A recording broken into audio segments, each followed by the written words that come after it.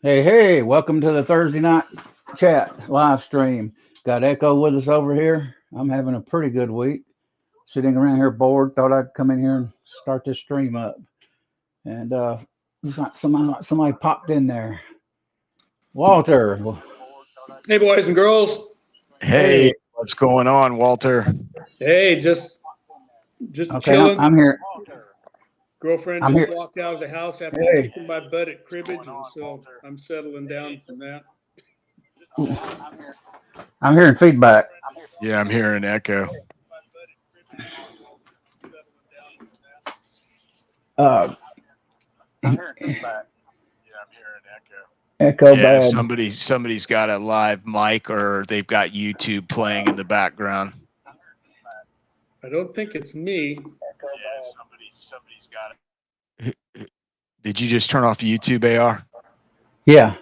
Yeah, you had it going, AR. We have no loop now. It's all clear. Oh, I know where it is. Hang on, I know what's doing it. I know what's going on now. You got a YouTube window open or something on top Yeah. of the chat? Yeah, when I start the stream, I end up forgetting to go over there and mute the YouTube side on another browser. So. Yeah, guilty as charged here. What happened to my video? So, how you doing, Walter? I'm doing well. I had video up here at one time. What happened to it? It could be me. Let's see. Oh, I might have. There we go. I did it myself. We're having problems. Echo's may have a driver issue. I couldn't even get sound earlier here on my system. No, I keep getting this, Walter. Like if you see it, it will like the camera will focus and blow up and then go back. I'm not really sure what's going on. Well, I'm using my iPad here, and if I touch the screen down across the bottom row there's a whole bunch of icons, and with my fat fingers, I'll often hit, kill the mic, kill the cam, kill echo. I do that too. So things are good here out California way. Down in my part of the state, the northern part of the state's blowing apart with the fires, but down here where I am, knock on wood, we're doing pretty well. We had our share of the fires 2 years ago down here, and but air quality is good here. We had a nice day, 78 degrees right now outside, and sunny skies. It's real nice. Yeah, it's clear here in Georgia now. It was raining last night, bad and stormy. Boy, we could sure use some of that here. We're parched and dry. We're at 50% of our normal rainfall here, and my normal rainfall right here where I am is 14 inches. So we're below that. So we're hurting. Right. We're hurting on a normal year, and now we're hurting even worse. So, right. And we're looking at this motorcycle trip I got coming up next week up to Montana, and we're building the route to skirt the fires. We're going to get out of California. Typically we go north, but Northern California and Oregon and Washington and Idaho, they're all on fire. So we're going to go across Nevada, which is going to suck for heat. But there ain't nothing in Nevada to burn. So there's no firing. Except you. Well, yeah. We know how to deal with the heat on the motorbikes. We got that dialed out. We can, I can ride up to about 115. I can keep going as long as the motorcycle will run and not die. But after that, I'm gonna cook. So we use cooling gear and whatnot to ride across the desert, and we're used to that. We can do it. Don't like it, but we can do it. And once we get up into northern Utah and up into Wyoming, it'll cool down a little bit. We'll get some of the typical western summer thunder showers and whatnot, keep us cool. That'll be nice. But well, that's what's going on here. I got a couple new molds in the mail today that I bought off of eBay. A couple new Hensley and Gibbs molds. They're cool. I got them really cheap. One of them had good hardware on it. The handles were real good, but the rest of the mold blocks were kind of cruddy. And the other one had good mold blocks, but the hardware was cruddy. So I think I'll do this. Put two of them together and make one good mold out of them. But, I want to get into casting, but I'm afraid to go down the rabbit hole anytime soon. You know what? It is a rabbit hole. Doesn't start off that way. It's like like the drug Mhm. dealers. You know, here's a freebie. Okay, so you can go buy a Lee pot and a Lee mold and get it started for $100, and the next thing you know, you're $2,000 down that rabbit hole buying better molds. Mhm. But I casted on the cheap with Lee molds for 20 years. You know, with their $20 molds, and they're fine if you treat them right. You know, Mhm. and you got a good supply of lead and alloying materials. Mhm. You know, in times like these, when our projectiles are in short supply, you know, those of us that are casting are still shooting. You know, and plus it's Mhm. fun. It's another dimension, but it does grow on you if you let it, like, you know, warts or something. I definitely want to get into it in time. I just hadn't got Yeah, around to it yet. it is You fun, know. and you can start for Mhm. cheap and see if you like it. And if it's something you Mhm. like, then you start planning on spending some more money on the better molds and the better pots and all that kind of stuff. But you can, Right. you know, a typical guy starts casting, he casts 2-3 years on $100 worth of gear, and Oh wow. with one or two calibers and the two, you know, a couple of little Lee 2-cavity molds. They're inexpensive, and get somebody to show you how to take care of them and get them broke in right and Mhm. cared for correctly. They'll last forever. Um, and if you don't like it, you're not any more than a couple boxes of, Mhm. you know, jacketed bullets out. So Right. Yeah, I'm gonna get Lee. I'll definitely get the Lee molds first yeah, on that. yeah, they're a great Mhm. way. I don't know anybody who started any other way, just because it's so Mhm. inexpensive and they do work. And you know, we got enough Mhm. folks in this outfit that'll, you know, give you a few pointers on how not to booger those molds up, because you can sure do it. I wrecked several. Yeah. Mhm. How many Yeah. do you think you wrecked, Walter, before you figured it out? Well, I wrecked 2 right off the bat. Ooh. One of them I dropped in my pot, and another one I dropped in the water quench. Wow. And an aluminum mold, you know, that's already up to 450 degrees or so, and then you put that into the water, and it's just warped it all to heck. And the other one that gets just, it got real cruddy real fast. I have one that I've Mhm. had for one of my 40 Smith and Wessons. I probably had that. It's a 6-cavity mold I've had for 20 years at least, Mhm. and I boogered it up just this last year. I don't know how I did it, and it may be just the material was the aluminum material was starting to get a little old or something. But one of the cavities got just a little chink right at the base of the bullet. And so Mhm. there's a little flare that comes off the base of the bullet right there. There's just a little divot right around the edge of that part of the mold, and so it won't fall out of the cavities. And so I try to not fill that one. And I'm looking at it. In fact, I was just looking at it today. You know what? Mhm. I got to just junk this mold and get a new one. It's a Mhm. great mold. It's a great bullet that a lot of Mhm. us have used for a long time with 40 Mhm. Smith and Wesson, but it's had its day. Mhm. So Mhm. I'm looking at it thinking, well, maybe I'll just get a new one for $50. They're inexpensive. And Mhm. Midway had one, and then I thought, well, you know, I'm kind of liking these MP molds. I mean, maybe I'll get one of theirs. MP makes one in 40 caliber. That's the Mhm. multi-choice. You can do it as a flat nose, or you can do it in one of their 3 or 4 different versions of Mhm. hollow points for Mhm. not a ton more than what you would. Well, yeah, it is a ton more. It's $100 more than what Mhm. you'd pay for a Lee 6-cavity, but they make a Right. really nice mold, and they are nice to deal with. That Mhm. MP mold setup is really good. The 4-cavity MP brass mold, which are just stupid simple to cast a hollow point with. I don't care what anybody tells you; they're really easy Wow. compared to other types of hollow point molds. But they Mhm. cost you about $1.50 to get it to your door out of Slovenia, and you Mhm. pay the freight and whatnot, about $150, Mhm. and you pay that for a good Lyman 4-cavity mold or an RCBS 4-cavity mold or more. You go to Wow. Seiko and they're 2.25. So the Mhm. MP mold deal is good. And if you buy that version, their hollow point version, you have the option of not Mhm. doing hollow points or 2 or 3 Mhm. other different kinds of Mhm. hollow points. it makes them a pretty good bargain, really. Mhm. So I may replace my old Lee tried and true good friend mold that I've had forever with another MP. But, If I do 9mm, Walter, what mold should I start with? Without the groove or with the groove? On if you start with a Lee mold, they're Mhm. inexpensive. The 2-cavity molds will run you about $25 plus, shipping Mhm. and whatever tax. Really inexpensive way to go.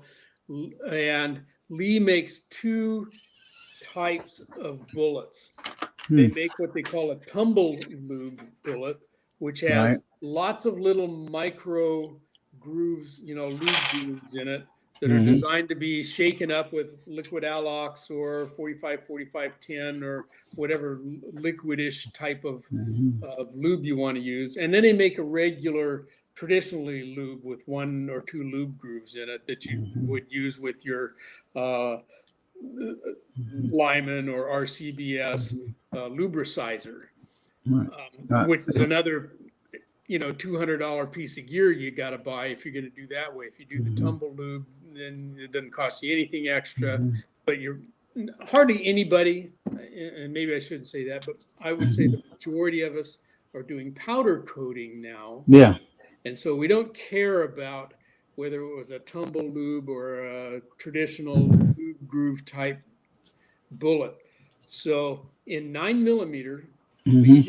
Lee has bullets out there in the 115, 125 grain type versions. I can't think now if I think they have 147 grain too. Mhm. In both categories of tumble lube versus traditional Mhm. lube groove. Mhm. Either one is what I'm going to tell you. It doesn't really matter. Get your Lyman cast bullet handbook Mhm. first and look and see what's in there for load data for that particular bullet, or at least one very similar to it. You're more likely to find a similar bullet in the traditional lube groove style from Lee than you Mhm. are with the tumble lube style. And if you want to go no lube grooves, Yeah, I was then you thinking got of to that. go somebody else. Then you got to go MP, or you got to go Arsenal, or you got to go Oh. NOE, or one of those guys. And they make molds actually very reasonable in aluminum also.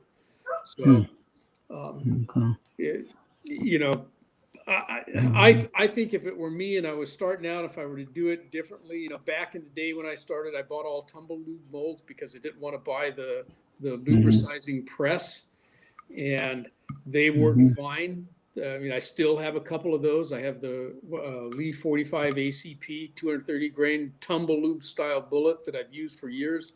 Makes a great Mhm. bullet, shoots really well. It's the meat and potatoes kind of a 45 Mhm. ACP hardball style Mhm. bullet, and it works fine powder coated. Mhm. So I would say it Mhm. doesn't really matter. Find what you can get that looks like you'll have load data for it, Mhm. and go from there. And even if Mhm. you can't, ask Right. around. You say, hey, I don't know if I can this bullet that Mhm. Lee's selling mold for. I don't see any load data. Ask the boys. Say, anybody got load data Mhm. for this? And we'll say, yeah, we do. Here's Mhm. where you start. Yeah. I'll be powder coating probably at first. I didn't know if I need a groove on it because is the groove gonna get down there where I crimp it, or is the groove gonna be above the crimp? The crimp's gonna be above that. Well, with a semi-auto bullet, the lube groove is below the crimp line, well below. So that Okay. the lube groove is down inside the case, and Okay. so you're going to crimp. Do your taper crimp up close to where the shoulder of that bullet is. Where we get off the shank and we start to ogive up. You're going to be Mhm. up there pretty close to that vicinity, and then the lube groove is going to be down in the case. So that's not a Okay. that's a no factor. And Okay. even with the revolver rounds, the cast Mhm. bullets for our revolver molds are going to have a crimp groove into it, or Okay. molded in. And so then that makes that a no-brainer about where you crimp and what length you crimp. It's not such a Right. big deal with our revolver rounds. The semi-autos, you got to Okay. sometimes play with your overall length to see what's going to work Mhm. in your handgun. See what's going to feed, what's going to function, and so forth. That can be a little exasperating sometimes, but that's part of the fun of it too, is coming up with, you know, the length that's going to work. But yeah, you can start with a 9mm 125 grain Lee mold. Yeah, that's what I'm looking at. And either the tumble lube or the, you know, the lube groove style, and rock and roll. Okay. The advantage of the no lube groove versions that people like MP, NOE, Arsenal, those are kind of our big three right now that make an NLG. Some of them call it HTC, or for high tech coating version of a mold. No grooves at all. The smooth shank all the way around. And the advantage of that is you got all that much more bearing surface to grab a hold of the rifling in our semi-autos, where the rifling tends to be a little shallower in the first place. You get a lot better incorporation of that rifling into your bullet, and the powder coated bullets will fly faster than the same bullet would if it was traditionally lubed. I'm not sure why that is, but if I take a mold that I have, for example, that's a standard traditional lube style bullet that's got lube grooves in it, and put it in my lubricizer and put traditional lube in it and shoot it with, let's say I got a 45 Colt 255 grain bullet, lube it, shoot it, it gets 800 feet per second. If I do that same bullet, cast the same bullet, draw the same mold, and then powder coat it, put the same 8 grains of unique in it or whatever I'm putting in it, it'll go 820 instead of 800. So we do get them a little bit faster with the powder coating. And what brand powder coating you like the best? I can't really say that I have a favorite. The one that I've been using the most is Eastwood powders. And the only reason that I'm using it the most is that's what I started with because of Elvis Ammo, who kind of got a lot of us rolling with a particular powder called Ford Light Blue from Eastwood. And there's a reason for that. It's one that's very easy to use. It's very forgiving. Not all powders work well with our lead. That one, you know, a caveman could do it. Yeah. Oh, wow. This caveman could do it. And so I started with Eastwood powders, and, you know, not all their powders work, but there's a half a dozen others that are in very common usage. So Eastwood Ford Light Blue is kind of what we all recommend that everybody start with, because it's so easy to use and it works so well. And then, you know, part of the fun after that is trying different colors from different companies and seeing what'll work. You always buy, they all offer small packaging, you know, or big packages. This is like gunpowder, you know, you can buy the 1 pound, you can buy an 8-pound keg. Well, with the powder coat, you can buy a half-pound sample or a 1 pound jar or whatever. So you always start with those small samples first and see if you like the color and if it works or not.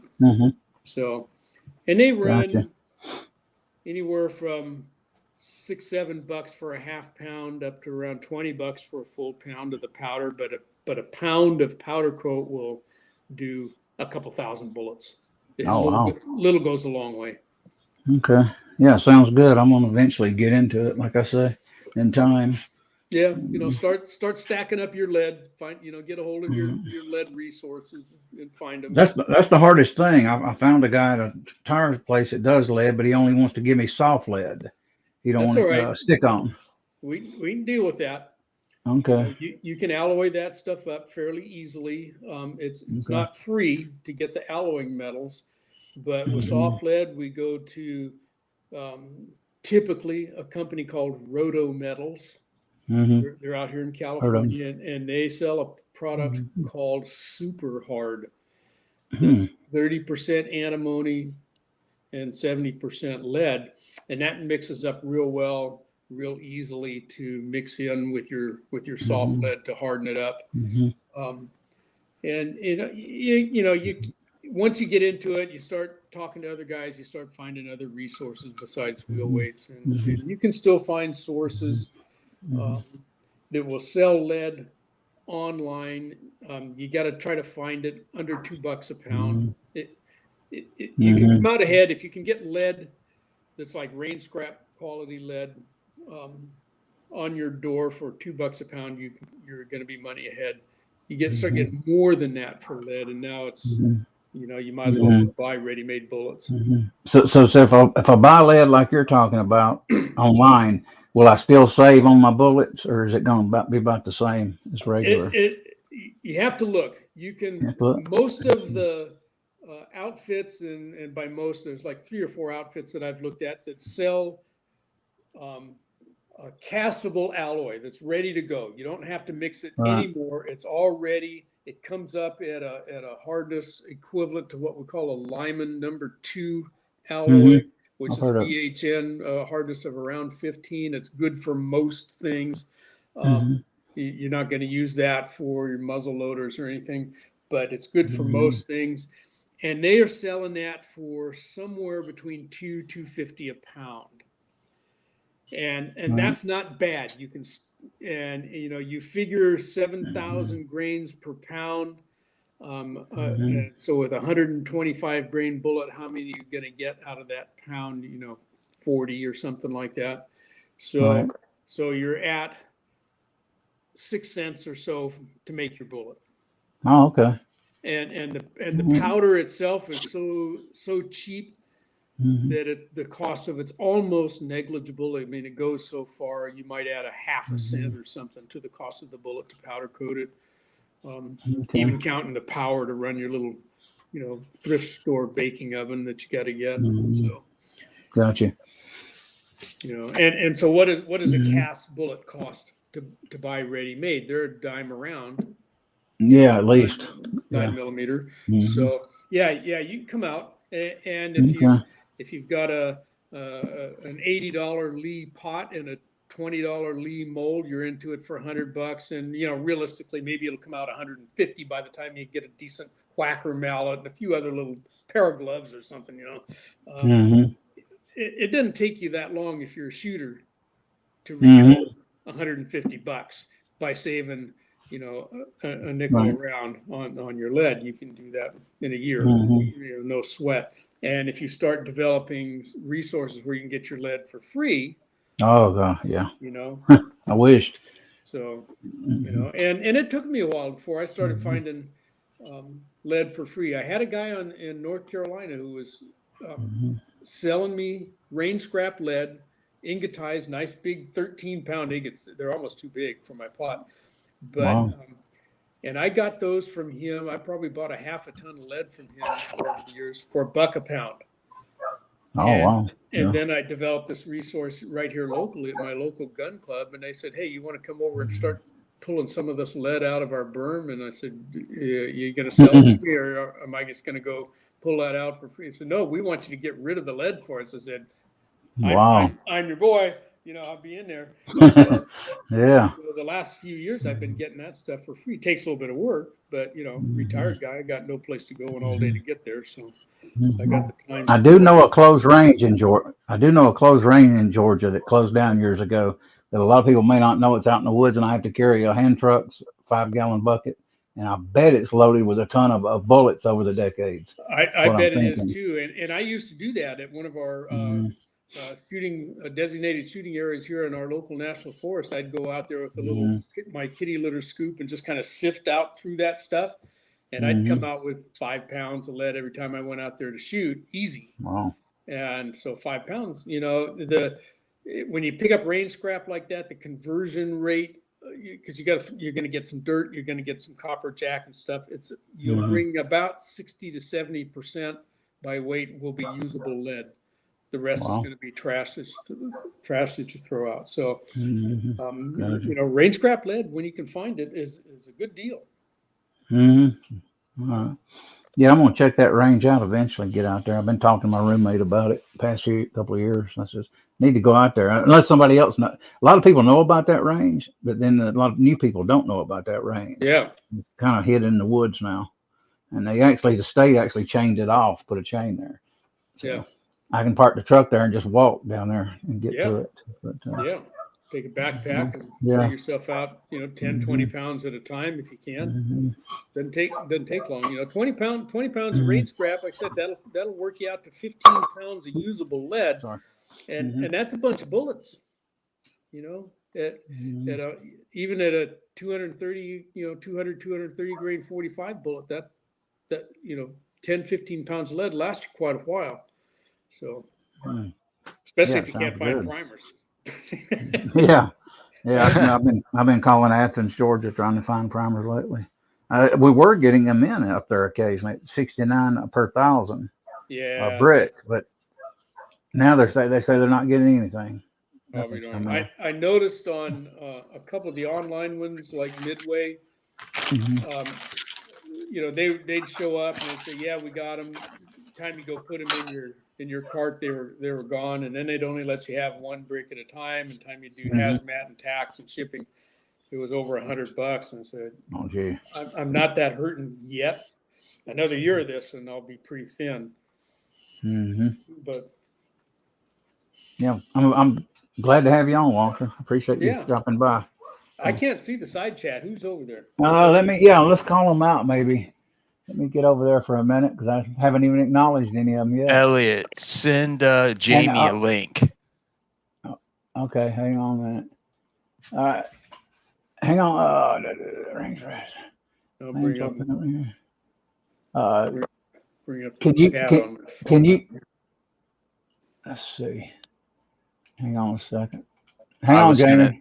I was gonna do it, and I don't. Hey, Jamie, you've got my email. Send me an email so that I can reply to it. It's not in my computer's thingamabob. Your email isn't.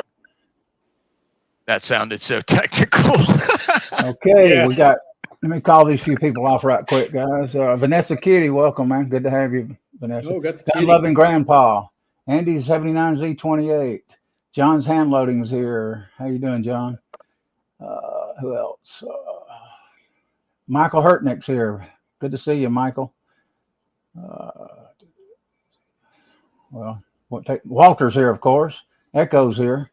And we'll hear from Echo in a minute. I know he's dying to talk. He's had me gagged in the back room. Yeah. And John's hand loading. I see your question back there. I'll come back to it. Drew Bradley's here. Good to see you, Drew. Drew Bradley. That's MK Joe's here. Let's see. Trying to scroll through this takes a while. Let's see. CW Longshot's here. Good to see you, CW. Appreciate you dropping by. All right. Yeah. G23. G23. Good to see you. Yeah. And let's see GGW Reloading's here. Good to see you, GGW. As always. Who else? I remember the Z23 Cavalier. And JH586. Good to see you. Jim? Hang on. Let me give you a link. Hang on a minute. Uncle Jim? Okay, I didn't see him. I can send him one. I've got his email because I've got it in the saved thingy, Bobby, whatever the heck. I'm going to have a problem. I'm going to have to close this out because I can't get to the email to send him a link. Yeah, you can. No, I can't. I have to go to another browser. No, it won't do it in just another window. So while you're working with that, back in the side chat early on, John's hand loading asked if I upgrade from the Lee 420 pot, what should I get? Let's see. That's kind of a tough question because to upgrade from there, the doggone pots have gotten really expensive. Going to get it now, JH. Hang in. But I'm using the Lyman Mag 25 pot right now that I like, but RCBS makes a good pot. And there are others, but I've had no issues with my Lyman pot, but other people have. So I think right now, if you're making the 420 pot work, I'd stay with it unless you really feel the need for a little bigger pot. And you want one with a built-in PID controller, but you can make a PID controller or for your Lee 420 or buy one ready-made. And there's also Willie the Bullet Man, one of our that you probably know of him. If not, I can give you his contact information to I his cannot- channel, I and cannot he'll get to the build you email. one. I cannot get to the Gmail account with this browser. I'll have to close the browser out and completely leave the show. Okay, hold on. I got no choice. You can leave the show, and me and Walter will stay Okay. here. All right. Hang So on. just be Yeah, back in okay. 3 minutes, AR. Okay. Hang on. But yeah, Willie Bullet Man, he knows how to build them. I built a PID controller for my Lee pot before I bought the Lyman pot, and it worked fine. Johnny's reloading bench kind of was the pioneer of that home built PID controller. And if you're not sure what that is, it's just a simple way to keep the temperature of your casting pot constant without having to keep sticking a external thermometer all the time. It's like a thermostat for your oven. Basically, you set the temperature on a digital display, and it turns the pot wide open and leaves it wide open until it gets to that temperature. Then it shuts off the pot. And basically, it uses a thermometer that it reads its temperature off of. And basically, you just set it to wherever you guys need it, which is somewhere around the mid 700s, Walter. I'm guessing 740, 750, somewhere around in there. That's a little high for most of them. But yeah, whatever. My iron and brass molds like to run 670 to 690. The aluminum molds seem to like to run a little bit higher than that. But yeah, wherever you figure out your molds want to run, and they're all different. Each one has its own little personality. But that makes a world of difference having a PID controller. With experience, you can make that Lee pot behave without having that. But what happens is that as you cast and the level of the lead comes down and down and down, the temperature of that material starts going up and up and up on you. And so you sometimes have to fiddle with the controller to get it to work good. Hey, there's Jamie. Hey, what you up to, Jamie? Hey, Jamie. So anyway, John's hand loading. I don't have a real good answer for you. You know, if you weren't going to use the Lee 420, what would you use?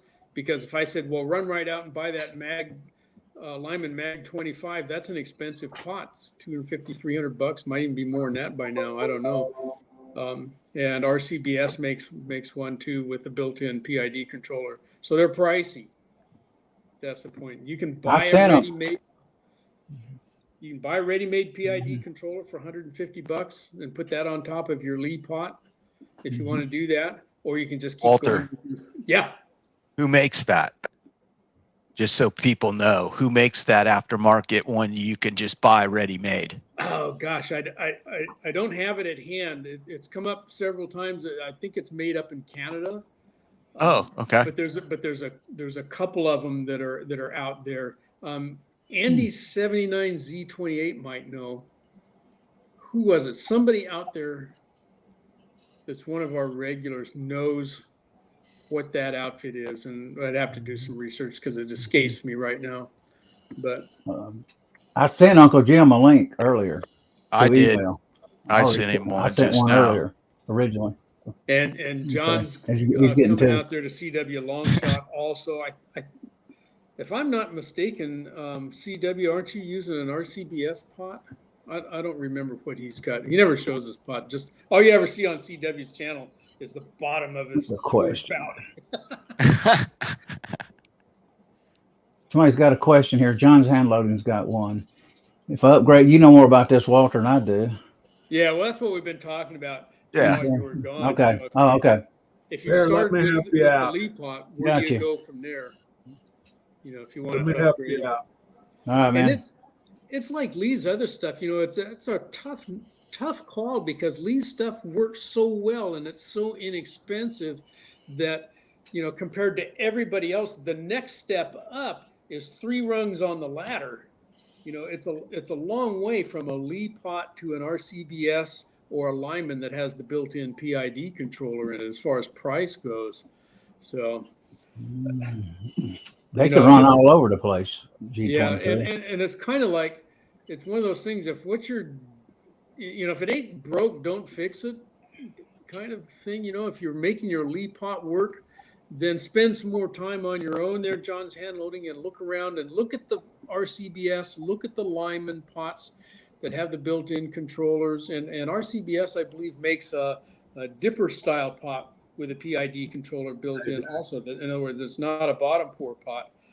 And a lot of folks like to dip, you know, ladle pour rather than bottom pour. Then there's merits to both. But they're going to be expensive. It's an expensive jump is what I'm saying. From my personal standpoint, I bought the Lyman. Yep. And, there you go, guys. Yeah, look Appreciate at it, JH. there you are. And so what are we on there for a price? You see it? Yeah, 373, 414. Yeah. Holy Yeah. mackerel. 414 is the 220 volt for Europe, Okay. or Oh yeah, okay. 373.99 is The American one. 110 volt.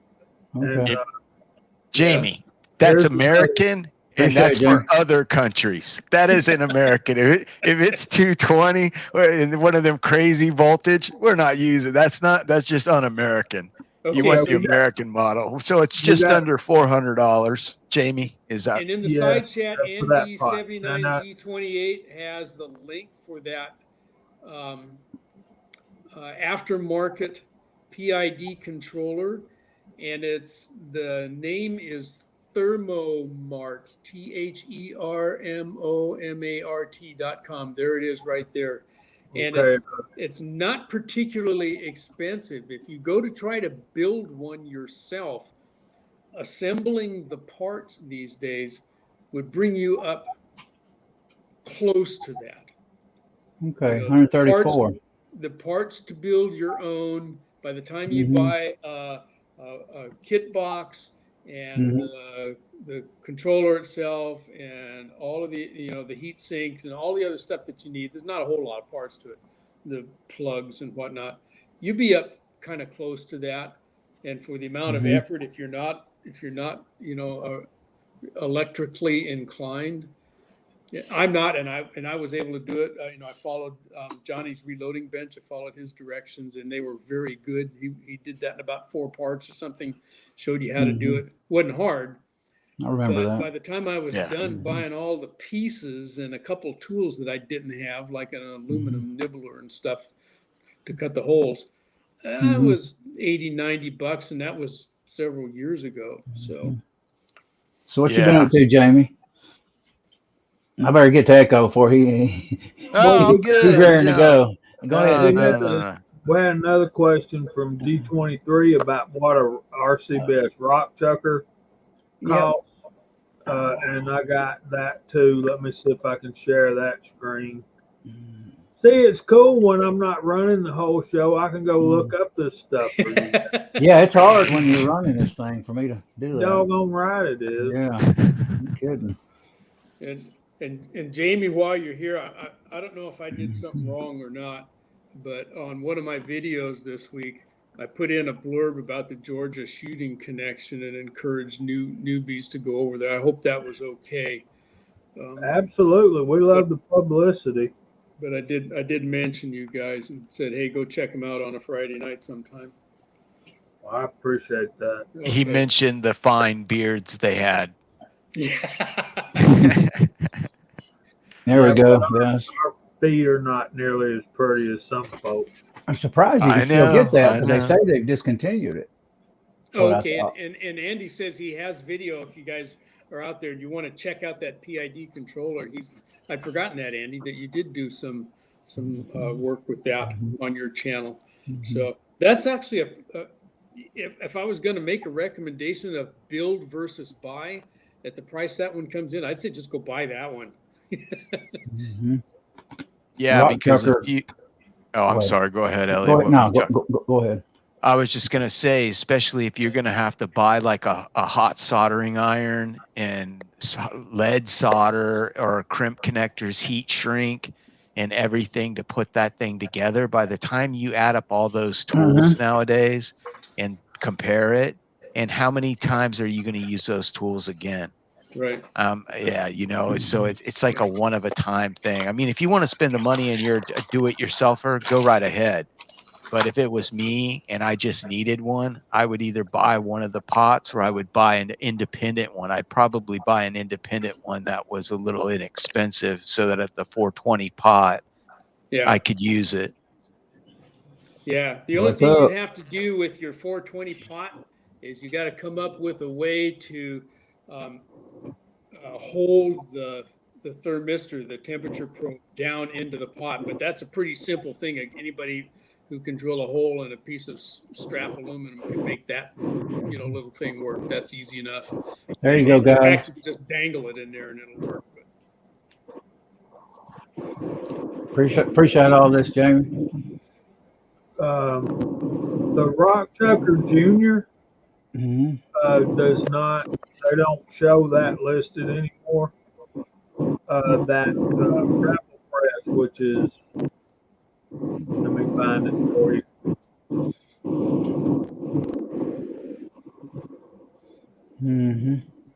The Rebel. There's the Rebel Master Reloading Kit. Yeah, Yeah, I've heard of that one.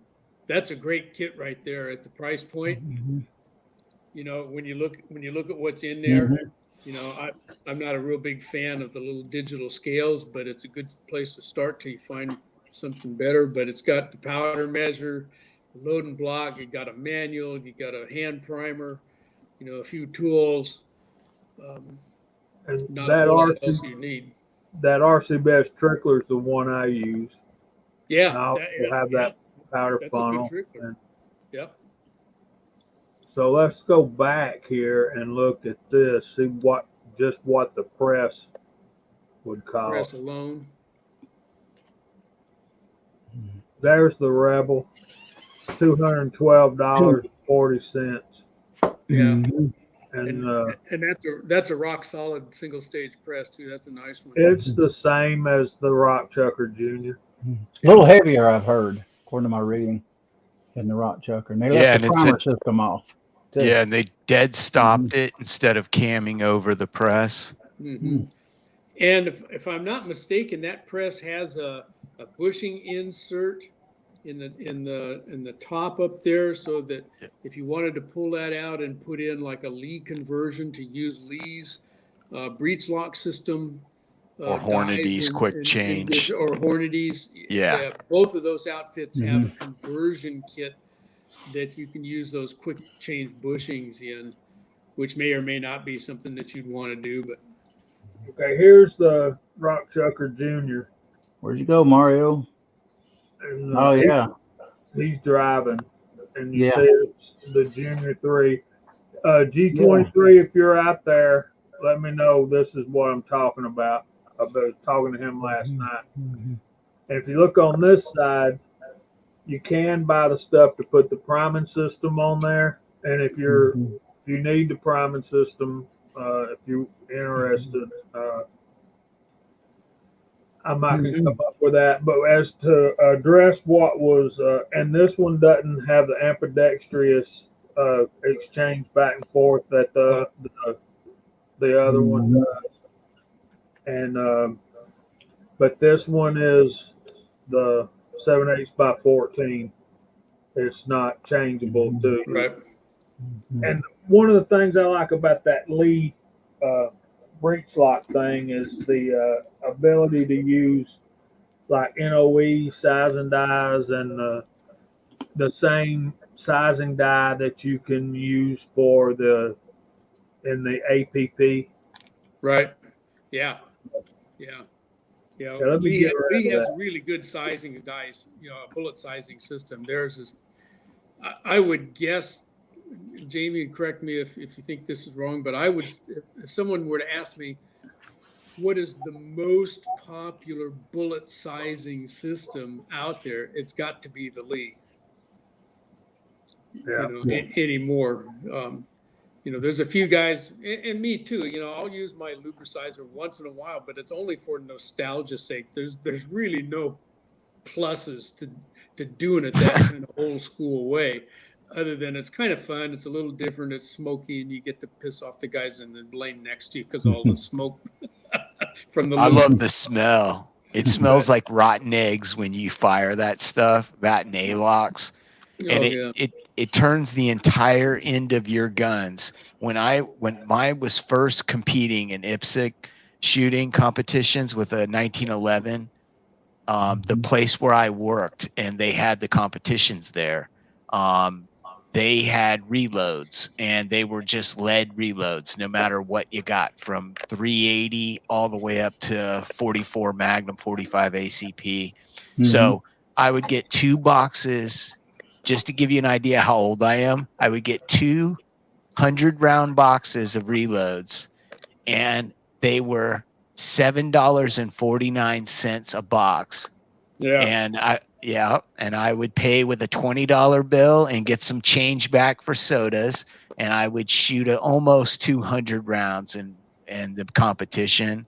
And after the end of it, about that much of the end of the 1911 would be black, and so would the ejection port. It was just and the guys would see it, and they would you see shooting it. black powder over there or what? That's what they thought. And I was like, no, this is just tumble lube and lubicizer, stuff. And when you would fire, like do a double tap, it would literally like black powder. You were like, because the ventilation wasn't really good in this range. And so it would linger, and it would literally, the target would disappear in a cloud of smoke for a second. It kind of was kind of nostalgic. I've hand lubed a few rounds now and then with just pure bacon grease and taken those to the range. That'll get you some good. Guys are peeking on what the Sam Hill are you shooting over there? Because it does smell like cooking bacon, Yeah. Everybody leaves hungry. Yeah. It's not real good to use in hot weather, I'll tell you that, but because it melts right off your bullet. But if it's cool enough, you can use it. They use bear fat up in Alaska and stuff to sometimes some of those bush guys to lube their guns and stuff. I saw that they were putting it, doing their muzzles or the barrels with bear fat that had been broken down to where it was an oil, like a lubricant. Mm-hmm. Yeah, bear grease was used, by pioneers out west here for a long time because it was readily available.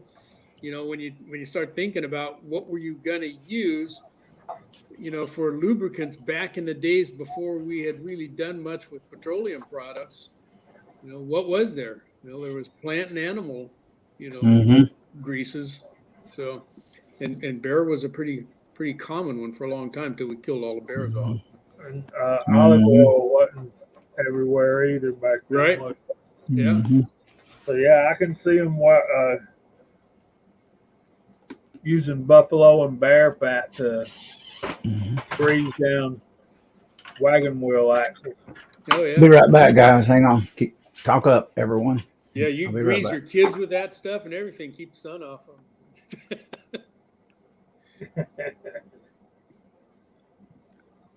Okay, John's hand loading says he's off to head out to the shop. Going to make some 45 auto. All right. It's become one of my favorite shooters lately. Good night, John. Good to have you here. Yeah, man. Good to see you. Hope to see you tomorrow night, too. Thanks for stopping by, John. Appreciate it. Some of the guys over in the side chat are talking about scales that they might use. And I don't know, I guess everybody's got their favorite one of their bench. I have 2 scales that I use almost exclusively, and I have others. But my beam balance is an old RCBS made in the USA 1010 scale, and I've had that sucker for I don't know how long, years and years. It was after RCBS started branding it, because first they were made by O-House, and I think they were still made by O-House, but they used to say O-House on them, and then RCBS somehow got the rights to put their name on it. But that's a great balance, that old 1010 scale. They're really nice, and it's held up. You got to take care of them and keep them clean and whatnot, and not jostle them around too much. And then I got this little small electronic one, and I know Uncle Jim, you have one, and some of you other guys may have too. That Asian made Wowie. Wahoo. Well, The we- Wahoo. Whatever that thing was, it hit the market and stayed on the market for about a month, and then it was gone. And a bunch of us got it. They were $12, $15. Best electronic scale I ever owned, bar none. And I've had it for 4 or 5 years now, and it's maybe not that long, maybe 3 or 4 years. From whenever they first came out, there you are. Yep. That Here's was my the- problem. Walter and Jamie. I'm using a Lyman powder dispenser scale. You know, it's a powder dispenser, but I'm using the scale part of it because it's a real pain to clean. They said it, whoa, very easy to clean. Yeah, right. Anyways, bottom line is I need a scale that works. So I'm like in the thing right now looking for a scale. And the mechanical ones, I if I get one, I need one that's going to be decent. Yeah. There's my camera again, acting goofy. Yeah, I've seen it jump a little bit ago. Yeah. Yeah, and there's some really expensive mechanical scales, and there's some really expensive electronic ones, and so it comes down to how close are we really needing our powder measures to be. I mean, is a 1/2 tenth good enough? Is a 1/10 of a grain good enough? Mm-hmm. For handgun shooting close up at 7 to 15 yards, 1/10 of a grain's accuracy is good. Mm-hmm. Beyond that, it's that same old story. To get better than that, you got to start going up in price. And Uncle Jim did like a comparo recently, like in the last couple weeks. He put that Wowie scale up against a knockoff of that one. Looks the same, but the display was a little bit different or something. But he found that the original was better, but not by a whole lot. You know, the new ones that are out there that are knockoffs are still not bad, and are probably still plenty usable for most of us. I personally, I tend to trust a good beam scale more than I trust the electronic ones, but that's just me. Hey there, Mario. I see you, man. Hey. You're driving, eh? Hey, Mario. Hello, it's Brian Uncle Jim. How you doing? Hey, pretty good, man. It's good. Where you headed, doing Mario? I'm actually heading home. Had a long day at work today, guys. But yeah, man, long day. But anyways, I tend to agree with El Viejo because I like the beam scale a lot better too. I guess I like the old school feel of it. You know, I don't know. The little after I saw that video that Pat did, you know, that little sensors in there and those scales, kind of made me think. I'm like, oh, you know what? I'm just gonna stick to my RCBS little scale there. That's a lot better. Yeah, you know, using a beam scale is a different process, and you use it a little bit differently, obviously, than you would the electronic ones. And I feel like if I'm trying to weigh up an accurate powder charge, if I want it to be, let's say I'm working up a load for a new bullet that I haven't shot before, and I want to say, okay, I want to start with 5 grains of unique. I'm going to use my RCBS scale, and I'm gonna take some time and set that beam up so that arm is exactly lined up with the hash mark on the other side, and then I'm going to go check it with my check weights and make sure that it's what it's telling me it is.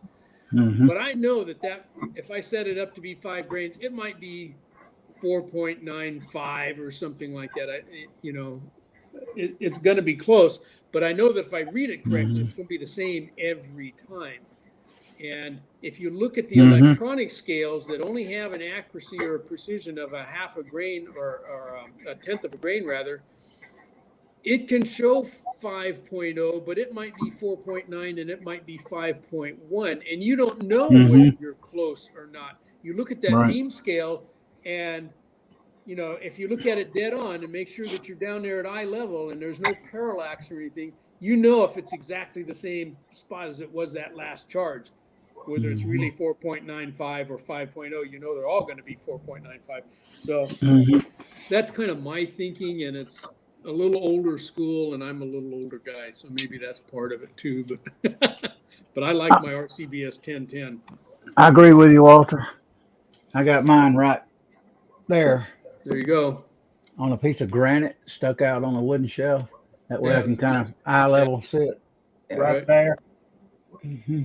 I have the OHAS 502, which is basically the same thing as the Lyman, because like you said, the pretty much all of them back in the day were made by OHAS. They just had different sizes and different model numbers and stuff.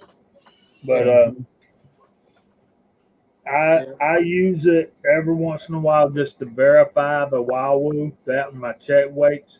But I use that Wahoo almost exclusively. The beam scale for me is a checkup on the Wahoo. Yeah. Now I also have the Wahoo that is hang on, Willie, to 0.02 grains instead of 0.1, which is the newer model. Yep. And I got it, AR. Oh, okay. if you just Thank you, man. ignore that last digit, Appreciate it. it's just like the regular one. Yeah. Yeah. Mhm. And it's nice to have both. If you have the digital scale and a beam scale, it is really nice to have both to compare back and forth and use as a check system.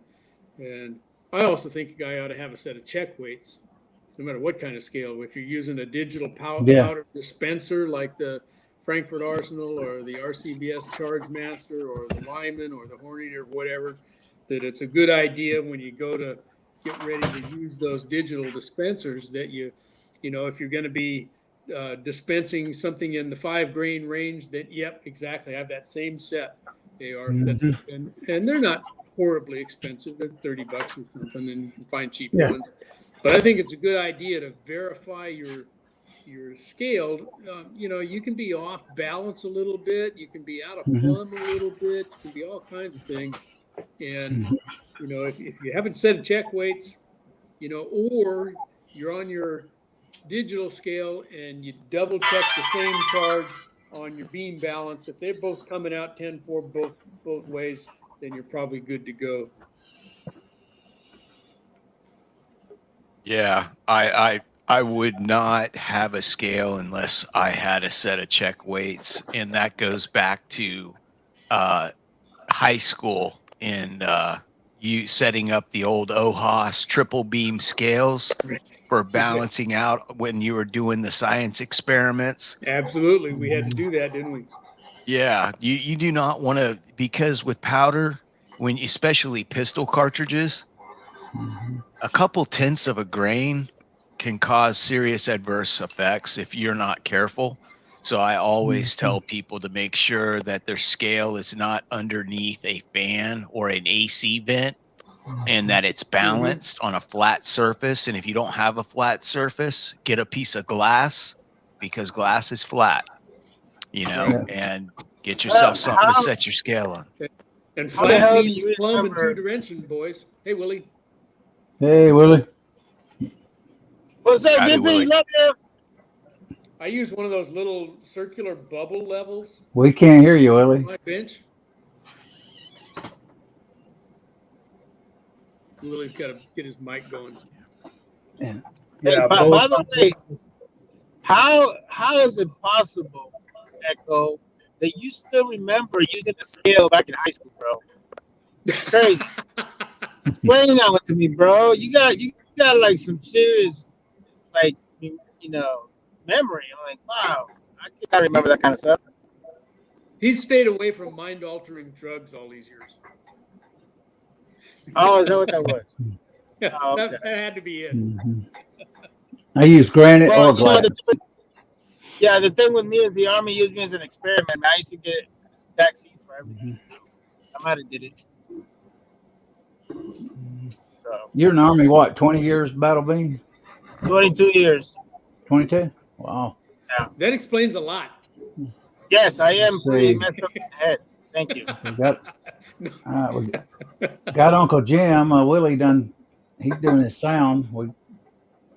I'm going to put you there. Willie may want in a minute. So Willie, fix it. Come on, Gippy, fix yourself, man. Kill it. we're running out of space, guys. It's Uncle Jim. Hello, it's White Uncle Jim. Hello. The lighter Uncle Jim. How's it going, Mario? Oh, it's going fantastic, sir. I'm watching you. The real Uncle Jim, right? How you guys But doing? by the way, Good. did you salvage any Good rubber here. ducky?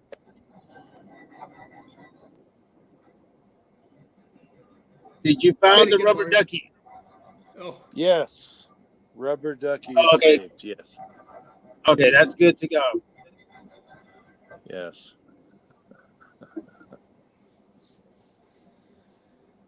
I think Willie's sound went out. I'll be right back, he says. Uncle Jim, it looks like a beautiful day there in Utah. Blue sky. Sky is clear. Yeah, I don't see any not smoke. bad, but we got that California haze going on. Oh, Yeah. man. Hey, Lakeview. How you doing, Uncle bud? Jim, I'm riding the motorcycle through your territory next week, probably Tuesday, Wednesday.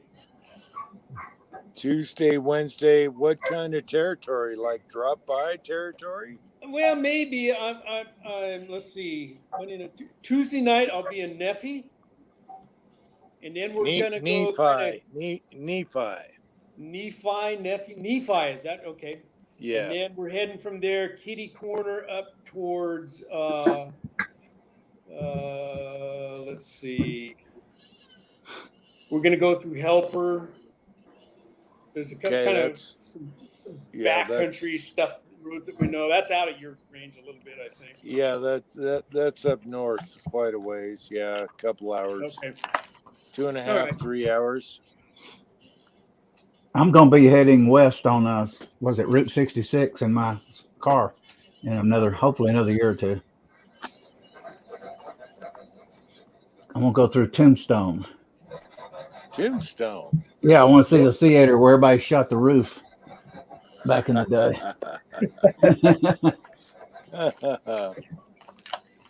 We're hot country there. I've never been out west. Never. I'd love to go. Well, if you like smoke, come on. No. Yeah, Walter, you should have went down south and visited all the beauty down below. We're going to go, well, like I said, we're going to take off out of Nephi. I keep saying it wrong. Is it Nephi? Nephi, yeah. There's Nephi and Lehi. All right. So we're going up there, and then we're going to go sort of diagonally up through Flaming Gorge and then up into Wyoming and ultimately to Red Lodge, Montana. Yeah. That's where that's. Yeah. Go ahead. Wyoming is awesome. Yeah. Idaho, Wyoming, that's great. Idaho's on fire right now, too. Montana's where that new popular series Yellowstone is at. They're doing scenes out there. I spent a long time Welcome back. around western Montana. It's nice. Well, I'm glad the wind changed because Idaho would just kill us right now. We're getting smoke from California, Oregon, and now Idaho. Luckily, the wind has changed. It's pretty clear out right now. Yeah, it's and this California fire. It's 500,000 acres now. It's just lovely up there in NorCal. We're not seeing too much here. I'm probably 400 miles south of that big fire, 300 miles maybe as the crow flies. And we've had a couple days we've got smoke here, but mostly it's blowing right at you guys. And Uncle Jim, I think you're south of Salt Lake City, a couple 100 miles south, down in there somewhere in the middle of the state. Yep. So you guys have been catching. You're like the catch pot for California and Oh my Oregon gosh, yeah. smoke. You know, Our You're moon right. at night is like bright red from the smoke. Ah, But God. luckily, you can see right here, it's not too bad right now. Yeah, Blow let's you up there. clear now. So it's all Oh, about yeah. it's all about the wind. So it's pretty clear right now. Oh yeah, Mhm. little So, bit of haze. Uncle I see, Jim, but not are bad. you going to take out a class action lawsuit against Newsom for polluting your lungs? Yeah. He's coming up for recall here next month. We'll see what happens. I'm already polluting Yeah. my lungs right now. So that's all right. But yeah, it doesn't help it. I wake up in the morning and it's like, forest fire. Yeah. And I keep an eye on that InsaWeb, the government website that shows you all the fires and stuff. Yep. You've had a few there in Utah, but you guys have dodged the bullet for the most part compared to the rest of the West. Yeah, we've been pretty good lately. Fire season was last month and this month, but we've been doing really good locally, so that's good.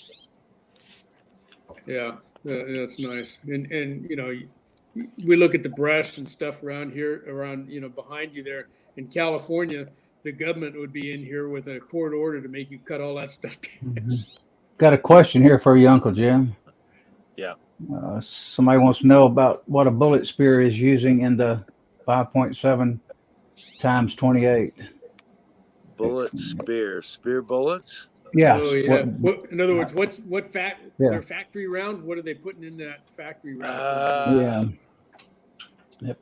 I haven't tried the spear, but they don't chamber as well. Hand loader TV. I think that's what the channel is. He did a really good review on the 5.7 Ruger pistol and the 5.7 pistol. And the spears, you got to seat them a little lower. Yeah. But the Hornady 40 grain, awesome all day long. So go with the Hornady 40 grain. That worked great for me. It just rocked. I'll tell you a pistol caliber I'm kind of interested in. Y'all might think I'm crazy, but I'm kind of being attracted, well, two really, 45 Colt and then that 7.62 by 25. Mm. The old Tokarev, yes. I've I had like 'em. I like the 45 Colt. I seen a Uberti here a few weeks ago at Franklin's in Athens. Nickel plated, I think about 6-inch barrel average. $800 they wanted for that thing. Single Yeah, action. the Ubertis can be pricey. I have a Uberti copy of the original Henry in 4440, and it's a nice firearm. But I like the 45 Colt. I got several revolvers, and I have a Henry big boy in 45 Colt, and they're just fun to load and shoot for. You can cast bullets all day long for that Henry rifle, and just bam, bam, bam, bam, bam. They're just a fun cartridge, and there's a lot you can do with the 45 Colt too, Jamie. You can load the 45 Schofield for your revolvers and the 45 Cowboy Special. So you can do several different kinds of loads, everything from a bunny fart up to a full load and 45 Colt carbine level with that cartridge, and have a lot of fun with it. A lot of versatility. I want a 45 Colt too, Jamie. I always thought that the Army kind of missed the boat on the Schofield revolver. That whole thing was kind of an interesting story, and it was kind of a typical. I won't say that. It was a sort of a snafu that happened when Major Schofield came up with the idea for the 45 Schofield. He had a couple of things in mind. One is he wanted a revolver that the cavalryman could load and eject Mhm. with one hand instead of Yeah. sticking the reins in your mouth, you know, and trying to open Right, up yeah. and eject one at a time. With that Smith & Wesson Model 3 brake top, you could do Mhm. that and reach down on your leg and pop that open with a modification that he came up with to put that release lever up on top. You could operate it with your thumb and break it open. And then he wanted a little shorter cartridge so they'd all come out when you did that. And it was a good idea. But what happened is that there was already the single action armies out there, and they started sending Schofield cartridges to the guys with the 45 Colts and vice versa. And that Schofield cartridge was a little bit bigger diameter at the case head, so you couldn't load a full wheel full of the Schofields into the SAA. The heads would interact, so you get 3 Mhm. in a 6-shot SAA, and you couldn't put any of the 45 Colts into the Schofield because they were too long. So the guys would get out there, and if you had an SAA and got Schofield, you could at least have a 3-shot revolver. But if you were a Schofield shooter and you got 45 Colt, you couldn't put any of them in there. So it was a good idea that just kind of never happened. I think that the government ended up selling a bunch of those Schofields to the Pinkerton guys, or somebody bought a bunch of them. But still a Let's fun call car. this section. Let's call this section "Gun Stories with El Viejo." I like it. I'll shut up. I hear you, Mario. I'll shut up. Mhm. Before COVID, the gun shop here in Athens, Georgia, had quite a few 45 lever action guns, 45 Colt. And I Hey, looked at them, picked Mario. them up, and I wished I had one now. But I definitely want the single action 45. Yeah, Yeah, I looked at those online today. The real Colt Oh, Single yeah. Action Army, they still make them. Yeah. 3,000. They're on the website. They're listed for $17.99, Oh, okay. $1,800, and that's the 7.5 inch, the 4 3/4, or the 5.5 inch. Yeah. Hmm. They're Yeah, beautiful, and the they're LC beautiful. might- You know, if you see them, they're beautiful revolvers. They're just really nice. Yeah. yeah, my son wants an LC revolver, and if I can Mhm. find a lever, that will be another die I gotta buy. Yeah, and mold. Yeah, Quit complaining. Your kid came up with that little LCR that you're having more fun with than you deserve to have. yeah, but that 10 millimeter rocks. Right now, I was gonna do a video hitting a baseball with 10 millimeter. Maybe later tonight. There you go. Yeah. Well, the Braves could have stood some of that this afternoon because they couldn't hit their way out of a wet paper sack. Well, hopefully I can launch a baseball. I don't know. We're gonna see. They couldn't get anybody out pitching either. The Reds beat them. I think it was 12-3. The final score, 12-2.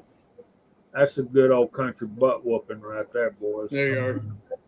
Yeah, I shot Jerry's lever action 35 or 45 long Colt, and it shot great right out of the box. So that's Yeah. another one. Get a revolver and a lever for. And My dies Henry and bullets. 45 big boy shoots well, but I don't have the side gate loader. Mine's just the tube mag only, the brass receiver Yep. big boy. Yeah. And yeah, that side gate's a big deal for Henry to finally come out with that. Yeah, his Henry had a crisp trigger right out of the box, and you had the choice of both. So Yeah. you side loader or And the tube then is I'm great thinking, to unload from. Yeah, then I'm thinking, oh my gosh, another die and bullet mold. Yeah. What Well, bullet do you have? Uncle Jim, it's like we got to both admit we should have had 45 Colt a long time ago. Cat. Oh, I see a kitten. Go Oh, get it's a him, baby. Ron. Go get a rat. 225 grain long coat hollow point running at about 960 feet per second. 460 foot-pounds of energy. Yeah, you can That's good. pump them. The old school Skeeter load, 7.5 grains of unique, under a 250 or 255 grain bullet. That's a real winning combination and has been forever. Mm-hmm. Yeah, and when you say Skeeter, you need to people need to understand you're not talking Southern slang for mosquitoes like a light load. That is No, Skeeter Skelton was a writer for Handgunner magazine many years ago, and that was one of his favorite loads that he wrote about, and he wrote about that so-called Skeeter load for both 44 and 45 Colt, and the load is 7.5 grains of unique under any 240 or 250-ish grain bullet. He thought that was the cat's, meow, for speaking of cat, for that with a Keith style bullet. Meow. Semi-wide cutter type bullet, lead forward bullet. Uh-huh. So, I think Yeah, Jim went to get Leon. 45 Colt. What's the diameter of that bullet? 451. Just like the 4.52, isn't it? it'll depend on the revolver you get. I have an old Ruger Blackhawk that is a 4.5 inch, 4 5/8 barrel, and its cylinder throats are 4.54 and 4.55. But most of them, Jamie, Yeah, it's most the of big them are tiger. 4.52, 4.53, Jamie. Oh yeah. Oh, Look how pretty his eyes are. Wait. Let's get his length. He's 3 feet long. Hello, this is Uncle Jim. I see El Gato. Sighting Leon El the Gato. Lion. Yeah. Go Leon get a said, rat. yeah, enough of this dog pile. I'm out of here. El Gato Yeah, run away. When you Yes, get a we revolver, go. Jamie, you got it. Most of the rifles will work real well at 4.52. Most of the modern ones, but your revolver, you'll have to check the cylinder throats and see where they're at. Yeah, 44 mag lever guns. They're oversized. I don't get that at all. Yeah. So you got oversized. What do you mean, but- Jim? The lever gun's bore is bigger than a pistol bore? Yes, they made them that way, and I heard that some aren't. But yeah, you gotta do 4.32. Yeah. Well, think about this now. Think about a Ruger Blackhawk, and now that Ruger has bought Marlin, Marlin 1895, and if they don't match those up, they need my wife to come out there and slap their face. Yeah, that's a good point. If I didn't have a problem in my mind, if but they you're do absolutely right. good, I'm gonna buy a Ruger lever. If they do good. I wonder when they're going to come out with it. Anybody know? Well, they might just parent the company and let them do what they've always been doing, but I'm hoping they will do their own carrier and change the bore so it's like your everything else. Yeah. Yeah, they need to match the bore size with the Blackhawk. Yeah, for some reason, 44 in rifles are different than pistols. I don't know why they ever did that. So I got a size larger for a lever in 44 than a pistol. Yeah. Wow. So basically, you got to keep your bullets separated. Yeah, because you have defeats the purpose 4.31. 4.31's your normal. I go 4.32, 4.33 for a lever action in 44. Yeah. And that's what makes it just group. All of a sudden, it just groups nice. It's a bigger bore. I don't know why they ever did that. They didn't do it in 357. It's the same. I don't get it, but I don't know. Yeah. My Henry Big Boy 45 Colt slugs at 4.51. And so that's nice because my my newest Ruger revolver, which is a 7.5-inch Blackhawk, also is right at 4.51. Mhm. At the 7.5. What the hell are you shooting at, bro? Good Lord. Hey, you see these? And you see what's behind them? Oh, okay. I need all the Got help I could get. It's all I could do to see the target in front of my face, let alone Oh. shoot a 4.5-inch. But my older Ruger Mhm. that I've had for 40 years in the 4 5/8 barrel, that thing's horrible. The barrel, I finally slugged the barrel, and the barrel is at 4.51, but the cylinder throats are all 4.54 and 4.55. Wow. So if Wow. I load a 4.52 bullet, it's my forcing cone is so full of lead by about 2 wheels full that I don't even want to shoot it anymore. Yeah, that is Wow. huge. Yeah. I used to And- shoot and- back in the 70s a 45 Marlin 44 mag lever action. A friend of mine had one. But my Ruger new Ruger Blackhawk, the big long barrel, and the Henry Big Boy in 45 Colt match up fine. Use the same bullets in both of them. No problems whatsoever. And I got that new MP mold here a few months ago for the 45. They call it the 45 Colt carbine, and it's about a 270 grain bullet and flat nose. You can do hollow points, and so of course a little bit less than that. But it's another awesome mold. Big old honking bullet. Mhm. Yeah, they're fun to shoot. I want a single action Blackhawk single action revolver 44 mag, and I like to have one in 357 too. Yeah. Two of them. All right, I got a question.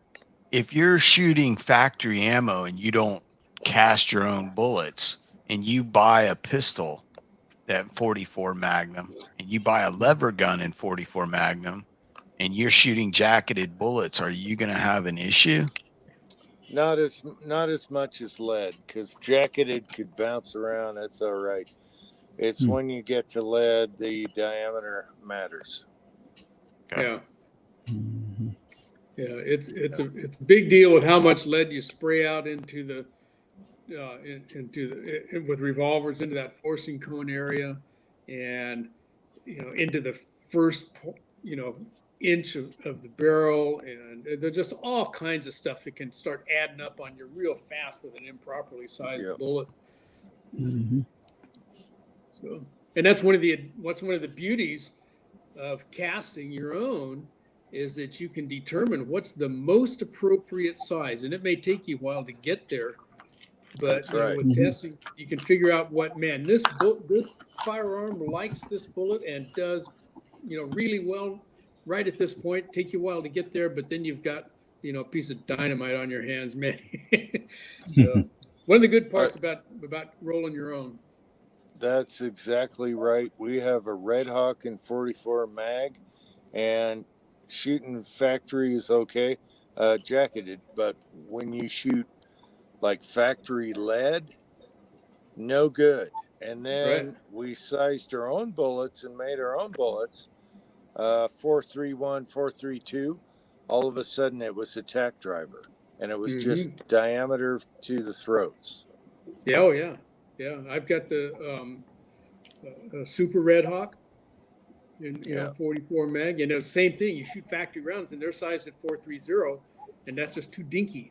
That's too skinny for my Super Red Hawk. It wants them at 432. Yes, which seems a little big, but that's what it likes. Yeah, so that's what I do for the lever. I do 432, and the Red Hawk likes it also. So it's a good match, but you got to reload to do that if you're not using copper. Copper is different, but lead is specific to bore size and everything. Yeah, and then you might have to dink with your sizing dies for my 44 to get them at 432. I had to go to an Uncle Jim video. ream them. Yeah, I reamed.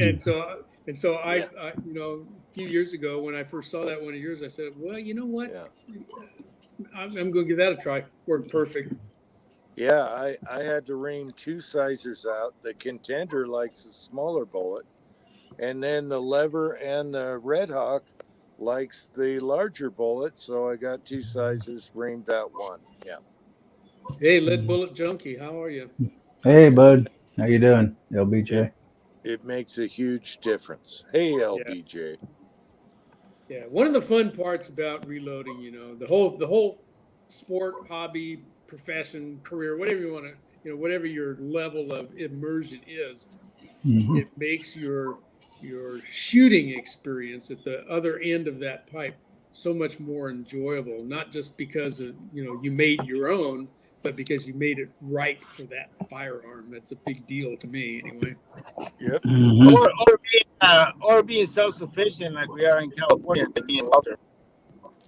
Yeah, that's it. Yeah.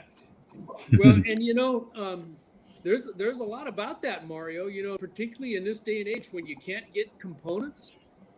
Hey, if you're a caster, that's one less component you don't have to worry about. You know, you can. Yeah. So And if you have brass, yep. yeah, So swords for brass. self-sufficiency and accuracy out of the diameter you can tweak, you know. There you are. Huge difference. California's trying to keep us from even shooting lead in our private ranges. Boy. They've Hey, you know, we got built plenty of through. BLM land, man. You got plenty of BLM land, bro. So I'm saying. Yeah. Mhm. What camera are you using, Mario? How can you Is that your phone you're using for a camera in a car? Yeah, man. I'm my iPhone 12. Yeah. Oh, okay. Pretty good iPhone video. what? Yeah. 12. iPhone what? iPhone 12. 12? Yeah. Oh my God. They got a 12 now? Yeah, where you been? I'm Now, on Walter's an 8. got one. 12. I have You're on an the 8. 6? All my videos are done with an 8. Well, all I got is a Yeah, Note there's nothing 9 wrong. Android. I There's had nothing a wrong with that. 7 and it finally died. Just a couple weeks ago I went and got that 12. They tried to sell me an 11. And I said, what are you nuts? Why would I want to go retro to an 11? I when noticed 12 the was there? new cameras have like three things here, or 4. Like Yeah, like three. yeah. Yeah, my I wife's got got the one. new Samsung. Yeah, I got one Oh yeah, camera. the Samsung is weird. Looks like one of those what do they call it? Which is the one's got like multiple eyes. I forgot. It's But almost that's like what it reminds me of. I liken it to a tarantula. You got all these There you eyes go. now. It's exactly what that The looks like. spider phones. Mhm. The spider Yeah. phone. Right Multiple again, cameras. Uncle Jim. Right again, Uncle Jim. That was more gooder. Like that one. Yeah, More I think, gooder. yeah, I think my wife has three on hers now. Yeah, Mhm. that's funny. I like to have the new Note, was it Note 20? I think it is. I think it's Note 20. They're just Like that. jumping instead of being like the Note 11 or Note 12. They're Yeah. just going to like Note 20. I think it's Note Yeah, but 20. the camera I'm Oh, using is the inside face one is what I'm using. I'm not even using the one the 3 ones on the back. Yeah, Oh, you're not wow. using the real nice cameras. You're using the forward facing one. Are you Exactly. Good. Yeah. Are you trying to get home or what? What's going on, Mario? Yeah. Yeah. I had a long day at work. I'm almost home. Okay. Yeah. How Thank long you of for a commute do you your have? concern. Excuse me, So sir? work is doing good for you? Oh yeah. It's just that I have to go all the way to a naval station, and we do a lot of work with the government, right? And the guy that goes and services the trailers, his permit had actually gone expired. So they're like, "Hey, you got a military ID? How about you just escort him?" I'm like, "Okay." Well, nice. That's what we So did. you went out to Lemoore Yeah. today or China Lake or where'd you go? Yeah. No, we went to China Lake. Okay. I'm not sure if you know where China Lake is at. It's in the Wait a middle minute. of China. Devil's. Not China. me. Yeah, China, China. China Lake's not far from Death Valley. Pretty much everybody knows where that's at. Yeah, it's up there. China. Is it polluted? If it's Yeah, that's where the trucking? Navy does all their a lot of their weapons train. They do a lot of their weapons. I They grew do up all their watching weapons TV. training, and then they test a lot of.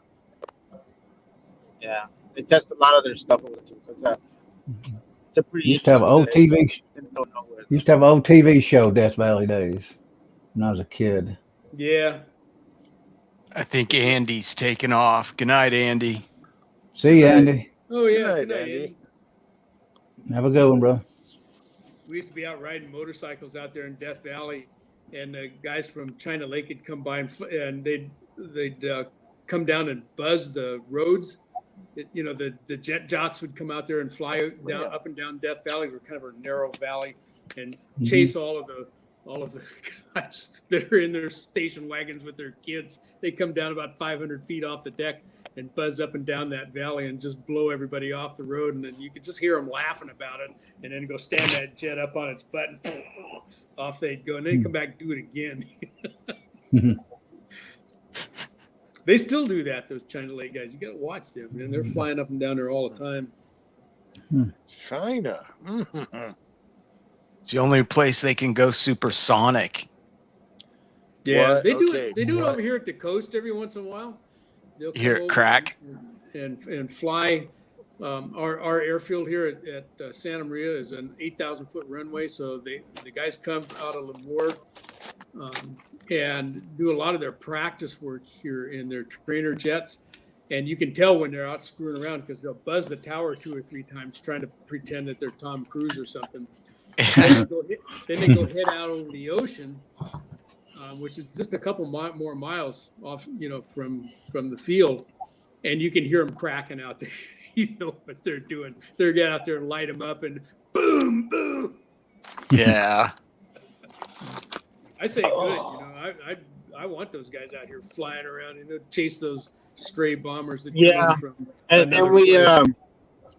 we also have a lot of F-15s that go through here in the valley, in the San Joaquin Valley, because we have the Air National Guard that does West Coast patrols, and you can hear them. I've been around jets way too many times. I know I can hear them, even if they're way up there. I can hear them. Yeah. So As much time as you spent over there, you probably know everyone by the sound of their engines. Who it is. I do. It's pretty sad, but yeah, I know them all, and I know a lot of the helicopters too. Man. I know. Yeah. It's just pretty interesting. Okay, how did it get the name China Lake? Not sure. China. I don't know either. It's been Google there it. forever. If you look up on the map someplace and find the town of Ridgecrest, it's just kind of north of that. Yeah, it's Ridgecrest. Mm-hmm. But where it got the name China Lake, I don't know. There was a lot of Chinese population back in the day that was out here doing 2 things. One was building railroads, and the other Railroad. was Yep. mining borax out of Death Valley and some of the other adjacent areas. And so that may have had something to do with it. I mean, we had a lot of Chinese influence here from that. Yeah, we do. So, Very See interesting. you, Lakeview. Have a good night. Oh, Chinese food. I love it. Oh yeah, the best one is Chinese food made by Mexicans. That's lovely. Freaking Panda Express, man. Take it easy, Lakeview. yeah. Their egg foo taco is really good. Egg food taco. I've never had that. Listen to him. He's got because he lives in California, he's got like the perplex. He's got Mexican and Chinese food mixed. I don't think anywhere in the rest of the United States they do that. Does it taste good? The best one I've ever seen. Hey, the best one I've ever seen, dude. A soul food restaurant and Chinese restaurant all in one. I was like, oh. That'd be cool, yeah. I tell you what freaks my wig is fish tacos. And I know it's not as bad as I think, but in my mind, ground up fish with taco seasoning, and then make a taco like a real taco. But I know that No, we don't use ground fish. We don't use ground fish in a fish taco. I know it's a fish fillet with a soft taco wrapped around it. So Well, it's and you got jalapenos, and you got some some cilantro, and you've got cebolla. Listen to him. Listen to him. I'm a burrito guy. I like burritos. Yeah, he likes a burrito. I'm a burrito guy. And you got to think about where that came from. Mexico is a fishing country. They've got two oceans, and so fish tacos is like the real deal. So we do a lot of fish tacos around here. Good stuff. And they're easy. Yeah. You can make fish tacos with catfish. You can make them with cod. You can make them with salmon. You can make whatever you want. But I just had salmon. Be right back, guys. Yeah, I'll be right back, guys. If you go down into Baja, which from California, Mexico for us usually means Baja California. So you drive down there or ride down on your motorcycle, and the guys are on not at the border towns, but you get farther down in, and where you might have street vendors in your town selling this, that, or the other thing. The folks down there are making fish tacos, and they've got a 55-gallon steel drum turned upside down with a fire burning underneath it, and what might be motor oil that they're cooking the fish in. I'm not real sure half the time.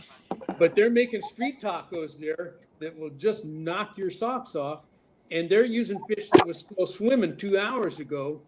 And they do a good job. And you put some tomatoes on it, and like I said, some cilantro and some onions and some garlic and some peppers. You put that in with your fish, and pretty soon you get to the point where it doesn't really matter what the meat is. It could be pork. It could whatever. Yeah, it just tastes so good. It doesn't matter. Pizza where they are. It's about the seasoning and the flavors, and a fish taco is about as good for you as you can get when you think about it. It's got all of the good stuff in it, and no fat, other than what you fried it in, I guess. Yeah, other than the tortilla. Yeah. And the tortillas are not always fried. If you get a soft corn tortilla, they're fried kind of to start with, but the caloric intake is offset with all of the other good veggies and stuff that you put in there with a good authentic Mexican style taco. That's not. Listen to him. Bell. Listen to Walter trying to cover up the fact that the tortilla shell or the soft tortilla is pure carbohydrates. You might as well eat a piece of birthday cake. Yeah, it's birthday cake. It's flour, water, and lime juice. That's what's in a tortilla. That's it. And there's nothing better than a fried tortilla. The fried tortilla sounds good. Pieces of kitchen equipment that ever came across the West. I'm telling you, you can do a lot with a tortilla. You don't even need a spork if you got a tortilla to eat your eggs with in them. Walter's going to start a cooking channel, and he'll have like 250 million people subscribe to it. And he'll be like, hey, in the background, you'll see reloading presses, and he'll be like, later on this afternoon, I'll be reloading 45 long Colt. But right now, we're doing fish tacos. Yeah. How you doing, Mike, man? Sorry I brought it up, guys. That went down a road I wasn't expecting, but the best thing you can. I'm talking about. Did a whole video on salsa this morning. Yeah, you're talking about fried tortillas. To me, the best thing there is a chimichanga. We're a cooking stream. A cooking stream. Yeah. Chimichanga is good. You can just, like I said, you can do a lot with a tortilla, and depending on how you fold it, you get to call it something different. You can have the same ingredients 7 nights a week, and it's the same stuff that you put into it last night. It's just folded different, You say, oh, that's a tostada. I wanted a taco. Let me show you this piece of magic.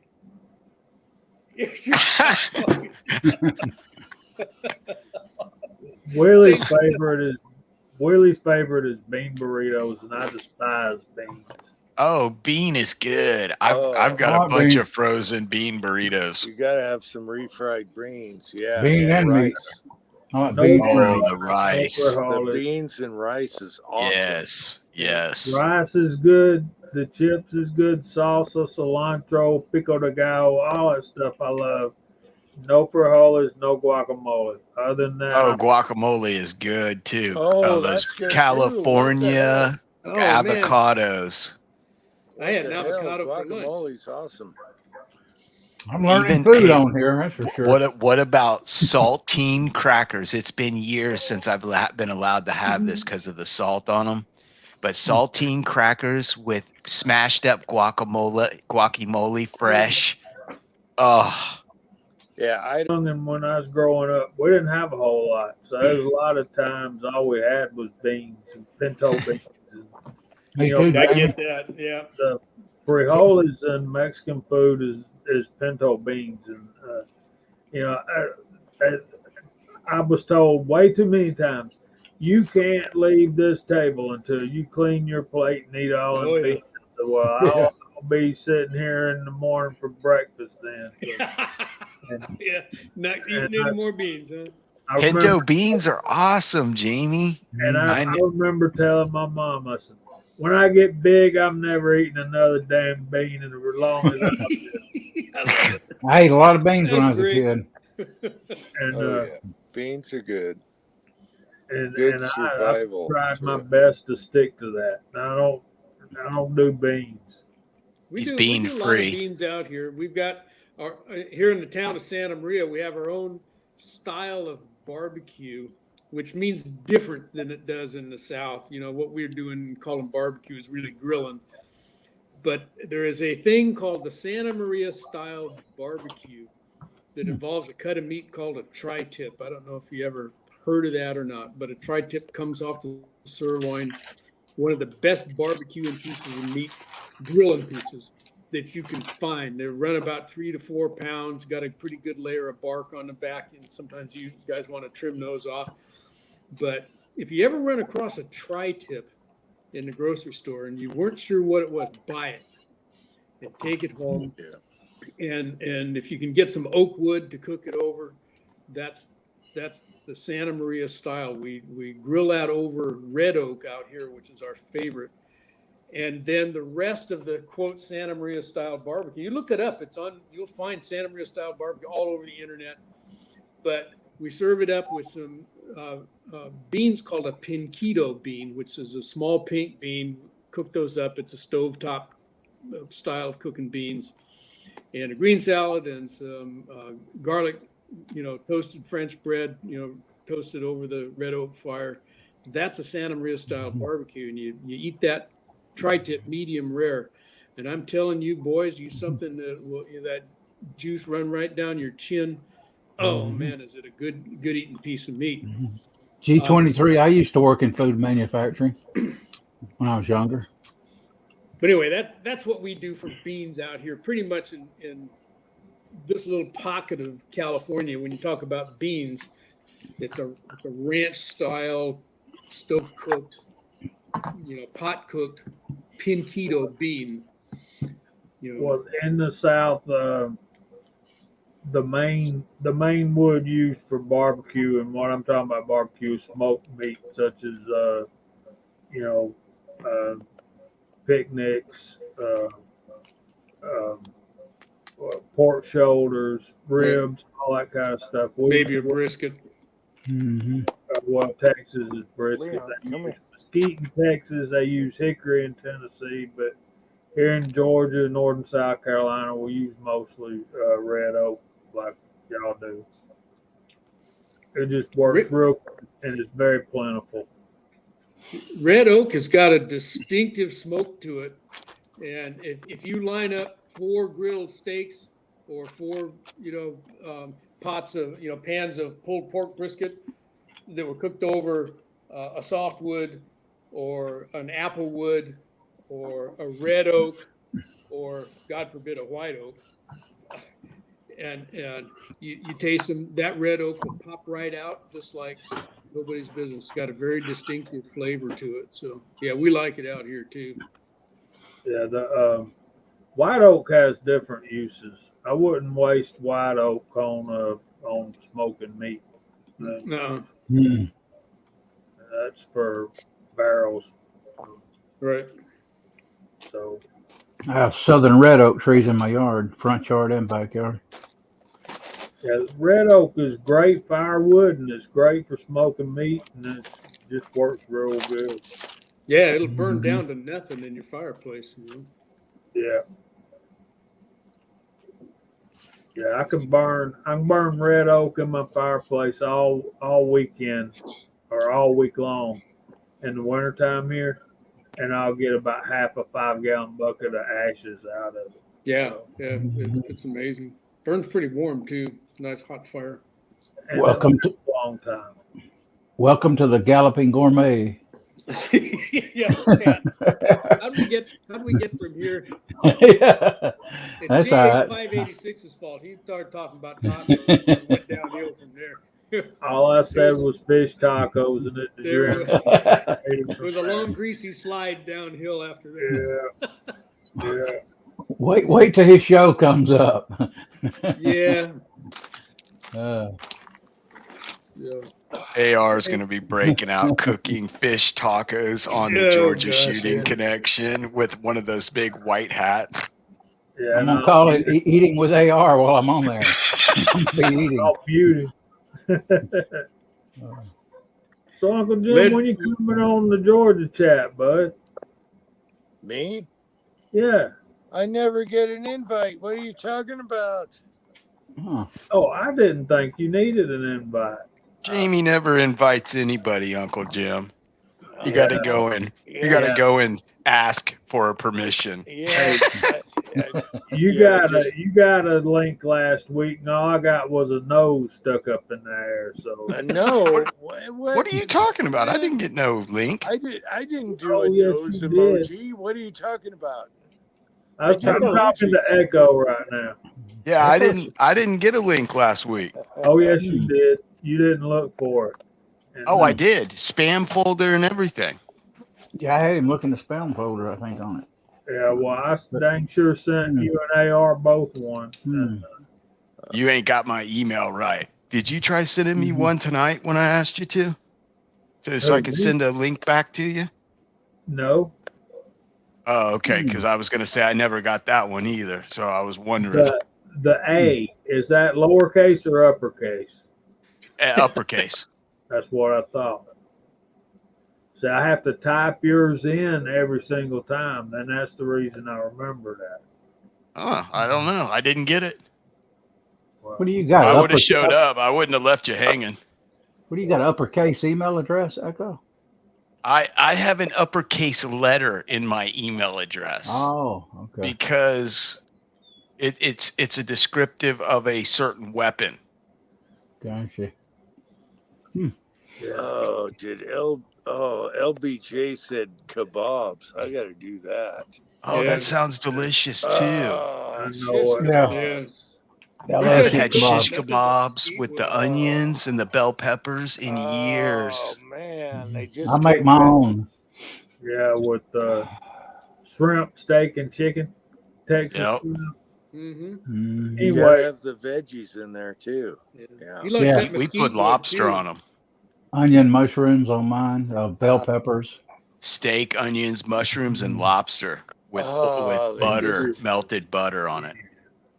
The mesquite's All right. another good one that gives off a That's really right. distinctive smoke. And it gives you a real, southwestern, cast to whatever you cook over that mesquite wood.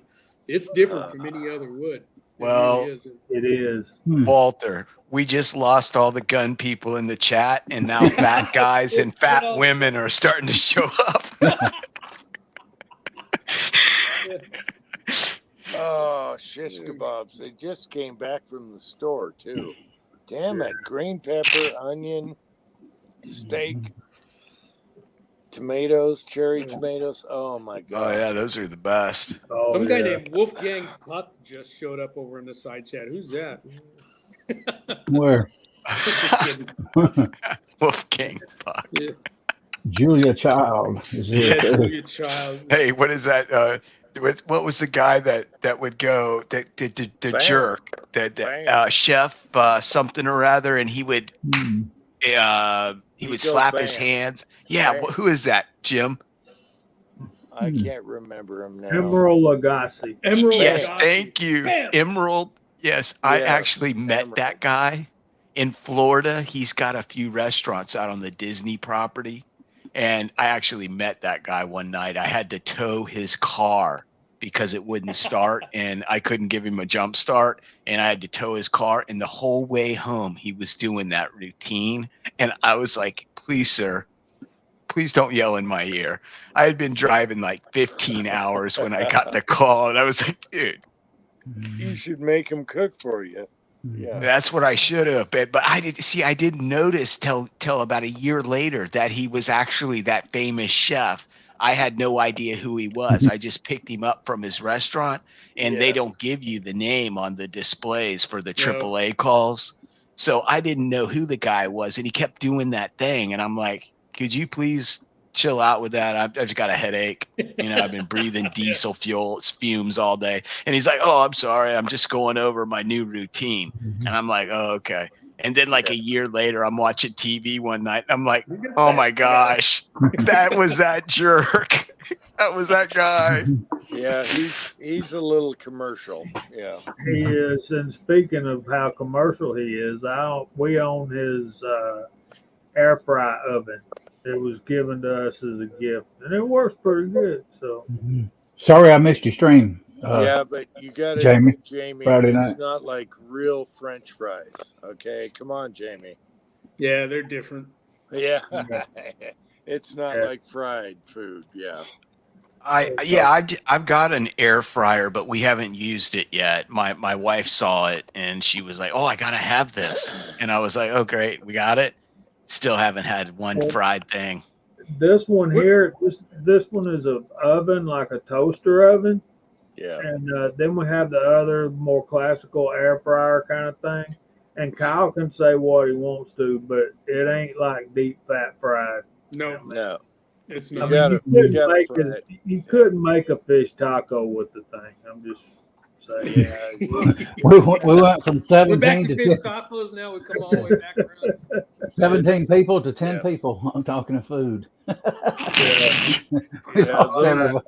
I gotta go because y'all making me hungry. But yeah, if you're available, Uncle Jim, I'll send you a link tomorrow. Mhm. I'm starving right now. Damn it. Yeah, I know, man. I am. I'll too. see you It's 7 Friday. o'clock out here on the coast. I'm going to go I'll eat. see you Friday, Jamie. You send me a That link. would be tomorrow, sir. Wow. Yep, tomorrow. Wow. That's what I mean. Friday, tomorrow. Tomorrow is Friday. Oh my gosh. Yeah. Yeah. Yeah, get Wow, a calendar, the Jim. Week goes fast. Hey, us retired folk, we don't need calendars. We watch the sun. We don't even Right. think about days. Yeah, it's like Friday. The moon is right there. What are you talking about? Mhm. Hey, Yeah, it's well, it's nighttime. I'm hoping to join those ranks here in the next 4 or 5 years. So, good night, Hey. Michael Hartnett. Hope to see all y'all tomorrow night. We'll see you tomorrow night, Jamie. I'm going to go eat. I'll too, see you, guys. Jamie. I'm going to check out, boys. I'll see you next Take week. it easy, Walter. Nice Thank hanging you. out with you, brother. All Yeah, right, You guys take have it Georgia easy. tomorrow night. Thanks for coming on, Walter. Appreciate You it. betcha, man. Good to see you. Take care, all. Walter. Yes, Enjoyed sir. it. Have a good one, guys. Yeah. Okay, Willie, if you're out there, you better jump in. You better. I know you're out there, William. Man, you guys in California, one thing is Mexican and Chinese. Damn it. I'm gonna come up to Utah and just open a Mexican and Chinese restaurant and become a billionaire. If you did authentic, oh my gosh, you'd make a ton of money because everything is bland here as far as Chinese and Mexican. And I thought Mexican would be easy here, but no. I got to Right. go to a little drive up, what do you call it? Truck? Yeah. Yeah. And to get real Mexican people cooking authentic Mexican You food. got to go to the truck in a parking lot to get good Mexican around here. I went to one with my wife and I was like, this is the worst bland cardboard I've ever tasted. Hey, Echo, you got MacMan's email address? No, I do not. Okay. I do. I'm gonna have to pull out though to get it. Hang on, MacMan. Okay. I'll be AR back. hates it when he has to pull out. Yeah. Oh, it Yeah. looks like the sun's starting to go down, Uncle Jim. I gotta go look. Oh.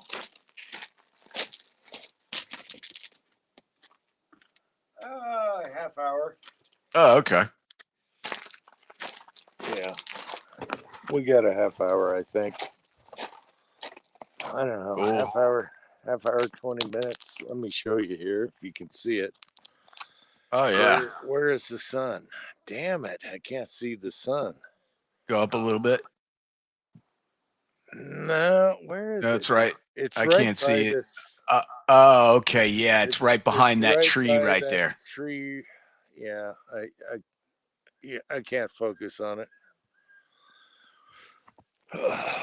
20 minutes, half hour. What time is it? It is About 8 o'clock, isn't 10 o'clock, so it's 8 at your house. Yeah, about 8:20. It's probably sunset. Something like that. And then it'll cool off. Damn it, it's hot.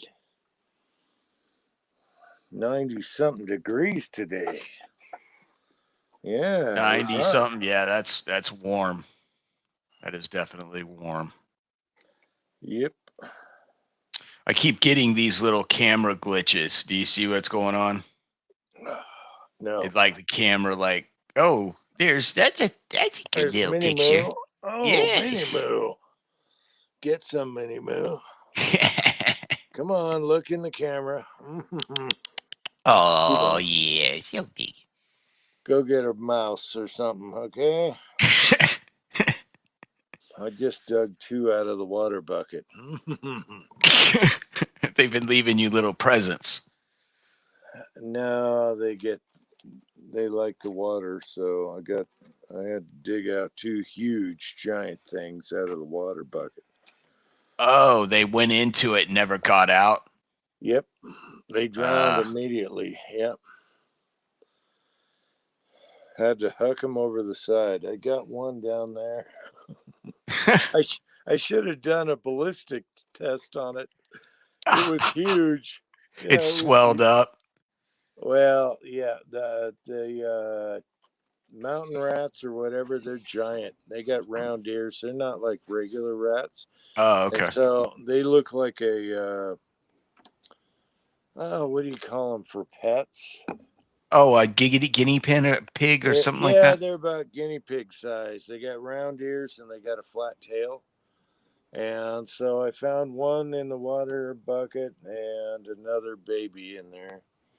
Had to huck it over the side before it got rotten. But yeah, would have made a great 380 ballistic test.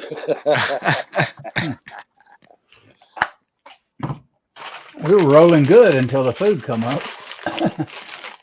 Oh man, I'm starving. I want Dude, Chinese. that's what happened. We started talking about food and everybody started thinking, you know what? I want something to eat. I went and got a pizza slice. Yeah, I had that last night, but I'd really like Chinese or Mexican right now. That tasted like something. 102 in Portland.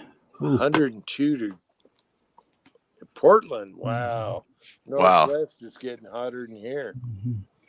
How you doing, Mike, man? Doing okay? I'm good. Some dinner. Good. Join you.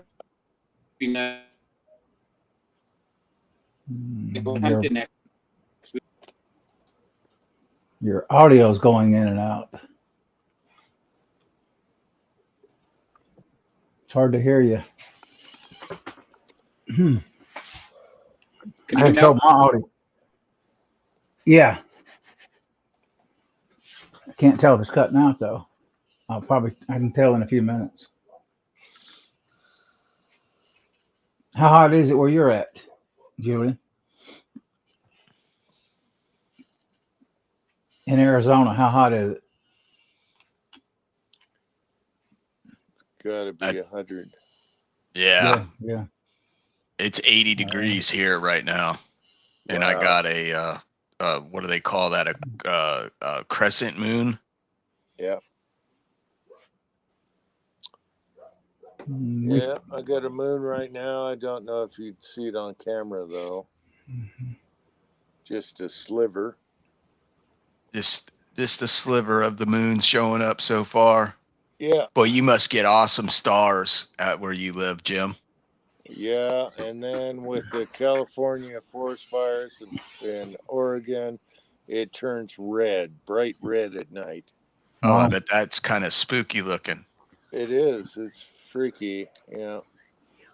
I hate burning. When we get burns around here, it stinks like crap because we're not used to it. Yeah, we get things here in Florida called muck fires, and it burns underground muck that has been there for thousands of years will start burning. And the only way to get it out is to use the fire department called muck pumps, and they pump the muck out from under the ground and try to get the muck. It's just basically a big 8-cylinder diesel with a huge centrifugal force pump on it, and it just pumps all that stuff out. And I mean, they're almost impossible. Sometimes they'll burn for months down here. And when you go outside and you smell it, it's the worst smell ever. And everybody has problems with their asthma and You can't allergies. pick up the moon on this camera. We had a landfill last week that lightning hit the landfill, caught it on fire here in Georgia, near me. Just blew it up. I bet that was a stinking mess. Oh yeah, it was everywhere, all around the town here. Smelled like hot garbage. Yeah, leaves and stuff like that stink, and you know. Oh, it gets all wet and then milled, and it starts to decay. Yeah, we don't smell too good either when we start to decay. You're buffering, Mac man. You see the circle. Yeah, his connection. Have him turn off his camera, and it will help because if he's not trying to move. There he is. Hey Mac, if you go down and you see the little camera down there in the bottom and turn your video off, it will free up some of the internet so that you can talk and it won't be interrupted. Some of the bandwidth. Yeah. Some of the band, yeah. You got sound, Mac man? We don't hear him. Definitely got some internet issues. Yeah, well, you know, a lot of he's out west, and a lot of out west is on fire, so a lot of the internet stuff has been affected because of it. So they're having to reroute, you know, to places that aren't on fire, and the Arizona and New Mexico hubs. I've been told are very much overridden right now because of everyone trying to use their phones on this Wi-Fi and them trying to use the internet services that are provided by their hubs. So basically, if they lose one in California, Arizona, New Mexico, they use another one. I'll be debt free tomorrow, Echo. Oh yeah. Well, almost. So hey, AR, I've got a bridge. I've got a bridge. After years of reloading and sports cars and all my stupid hobbies, gone. Hey, listen, I'll get you into a bridge. I'm selling some bridges in right in Mexico. I'll buy a bridge here first. I'm buying a bridge in Mexico. I'm building bridges. No, I haven't actually. Heck, since I've been I got into reloading about probably 8 years ago, and I went down the rabbit hole on that buying Redding stuff, and then I quit, and I'm not going to buy no more Redding stuff. I'm going to buy Lee, at least on dies, and get out of that stuff. I got most everything. All I need is a few things like the Nillies. Little Crow Gun Works 223 trimmer, Lee 9mm die set, and what else would I want? That's about it for now. You'll always find something else. Oh Yeah, yeah. I'm trying not to. Yeah, that's true. Yeah. Now it's the Nillies. I've been wanting that for years too. I'll eventually get it. I'd like to sell the 650 and get me a RL 1100 and put that money on the 650 to the RL 1100. But I got this week. blow you up See there. that? Boom. Oh yeah, NOE. Oh, look at that. Yeah. What caliber? What do you reckon that is? Long ones. 300 338. blackout. Okay, 300. Oh, that's Oh, wow. 30 cal, 300 black. Yeah. That almost Oh. looks like the Lee 230.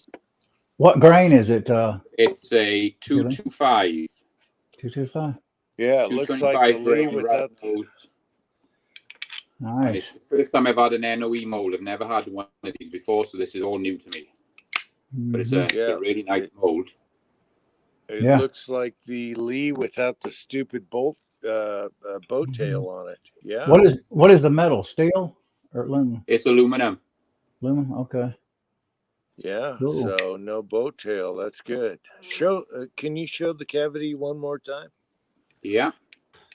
Yeah. It looks like the Lee without the stupid bolt tail. Yeah. There you go. Oh, that looks nice. Have you Yeah. casted any yet? No, not yet. It only came here last week, so Oh, I haven't had a one's chance. upstairs. Thank you. Hey Jim, let me ask you this. Very nice. Why are the 300 blackouts, why are the bullets that are specially designed for that caliber not have a boat tail? Well, the big ones are subsonic, and you don't want a boat tail. And his mold looks great. Lee screwed up with the boat tail, and then they screwed up with the measurement right where you crimp. It's too skinny. Yeah. And that mold is probably just right. So 225, I shoot up to 245 grain, and that should be awesome. That looks like a good mold. I shot a 300 blackout today. It's in a video today. And the Uploaded handles. it right before this chat. Yeah. These are the NOE handles as well. These are really nice. Yeah. That looks fancy.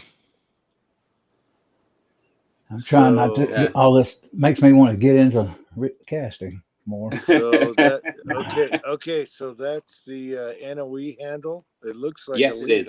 Me and I bought the mold. I just got the Okay. I got the matching handle to make sure because it was such an expensive mold and a nice mold. I thought I'd get the right handle for it. You know what's funny is I'm only like an hour and a half away from those guys. Wow. And Taco knows the owner very well. What's his name? Damn it. Anyway. Yeah, I've talked to him a couple times on the phone. Real nice guy. What's his name? Gosh darn it. Is it Walter? Got a question for you, Mac, man. Michael No, I does. still haven't fired it. Okay. I need to, but I just can't at the moment. Okay. But yeah, it's tough. It's such a nice pistol, and I got rounds loaded up for it. I even took it to the range last time I went to me, and I got it out, and I loaded it up, and I unloaded it and put it back in the box. I'm gonna buy that Uberti nickel plated 45 Colt eventually up here in Athens. As soon as I get some money. Okay, LBJ says that's the 225 taco mold. It should have said taco on it if it was. He has his own mold because he's good with NOE. Yeah, I was watching that heard of video that. where they call it the taco mold, and that's where I got the part number from, and I ordered it from his part number. Oh, so that is Taco's mold. Oh, okay. That's what they call the taco mold because he Yeah. posted the Oh, part okay. number in his link, and I copied and pasted it, and I ordered that actual Okay, Mhm. I thought tacos was like more like 220. Taco has Hmm. been here in the backyard here. Wow.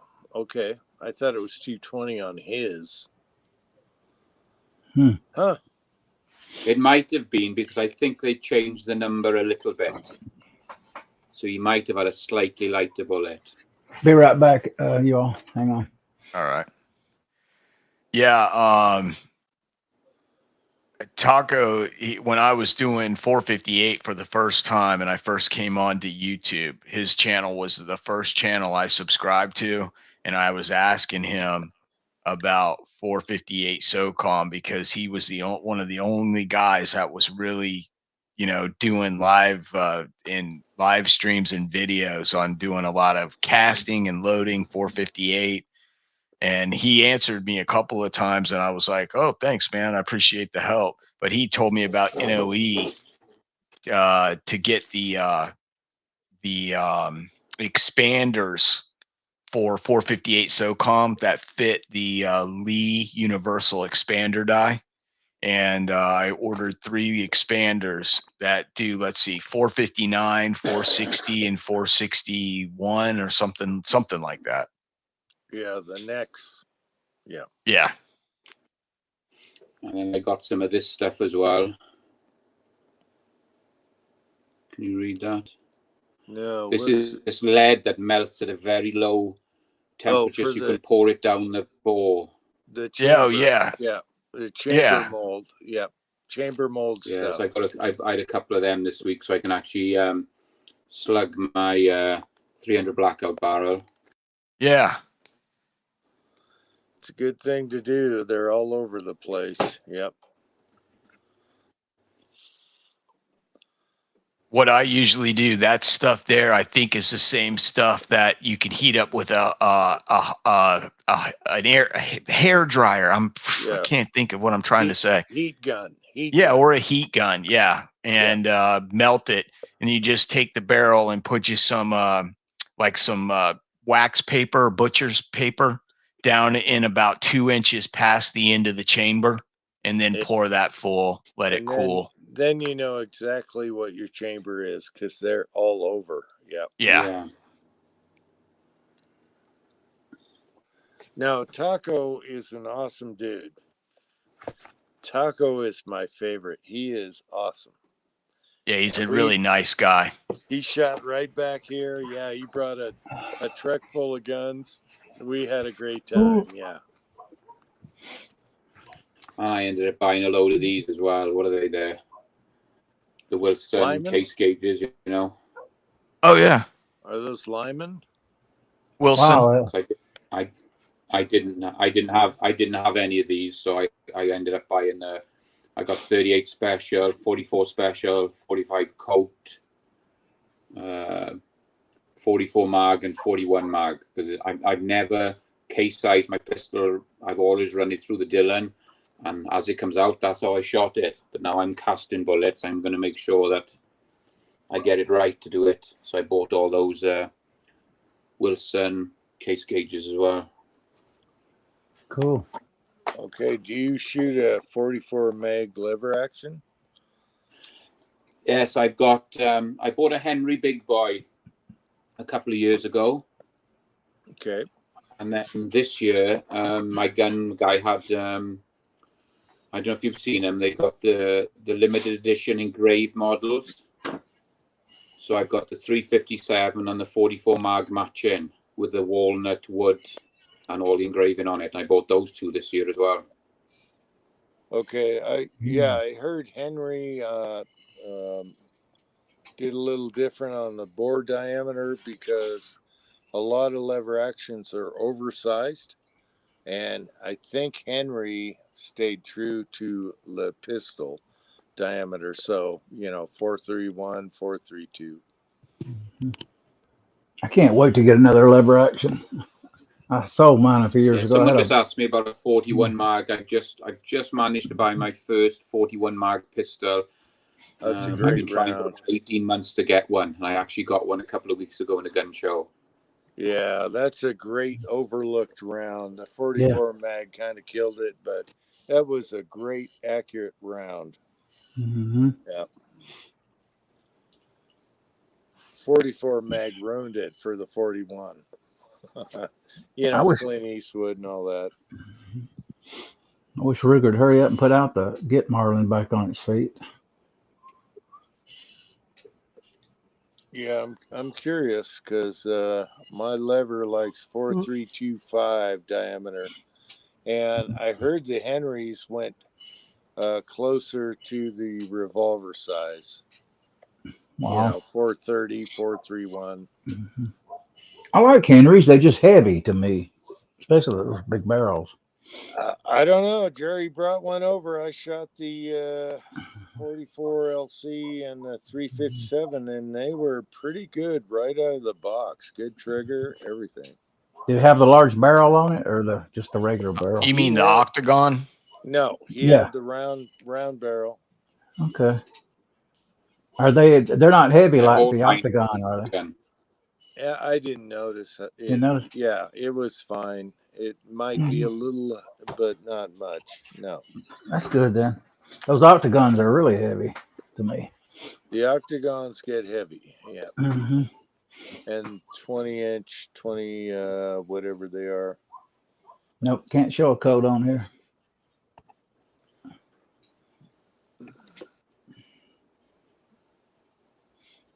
Nope.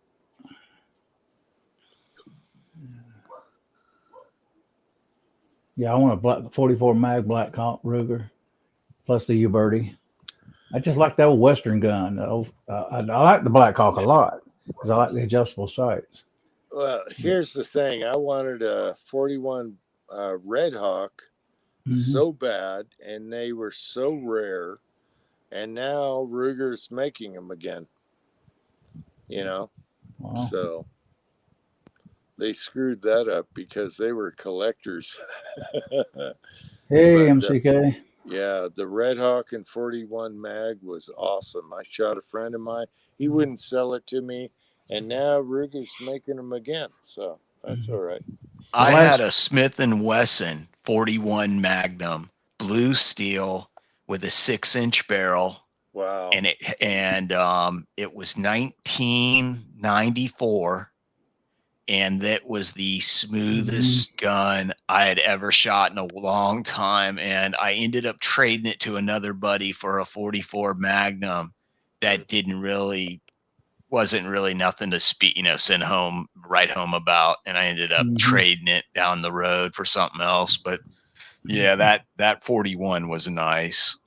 I bought a Ruger 44 Special stainless steel about 7 years ago, and I said no.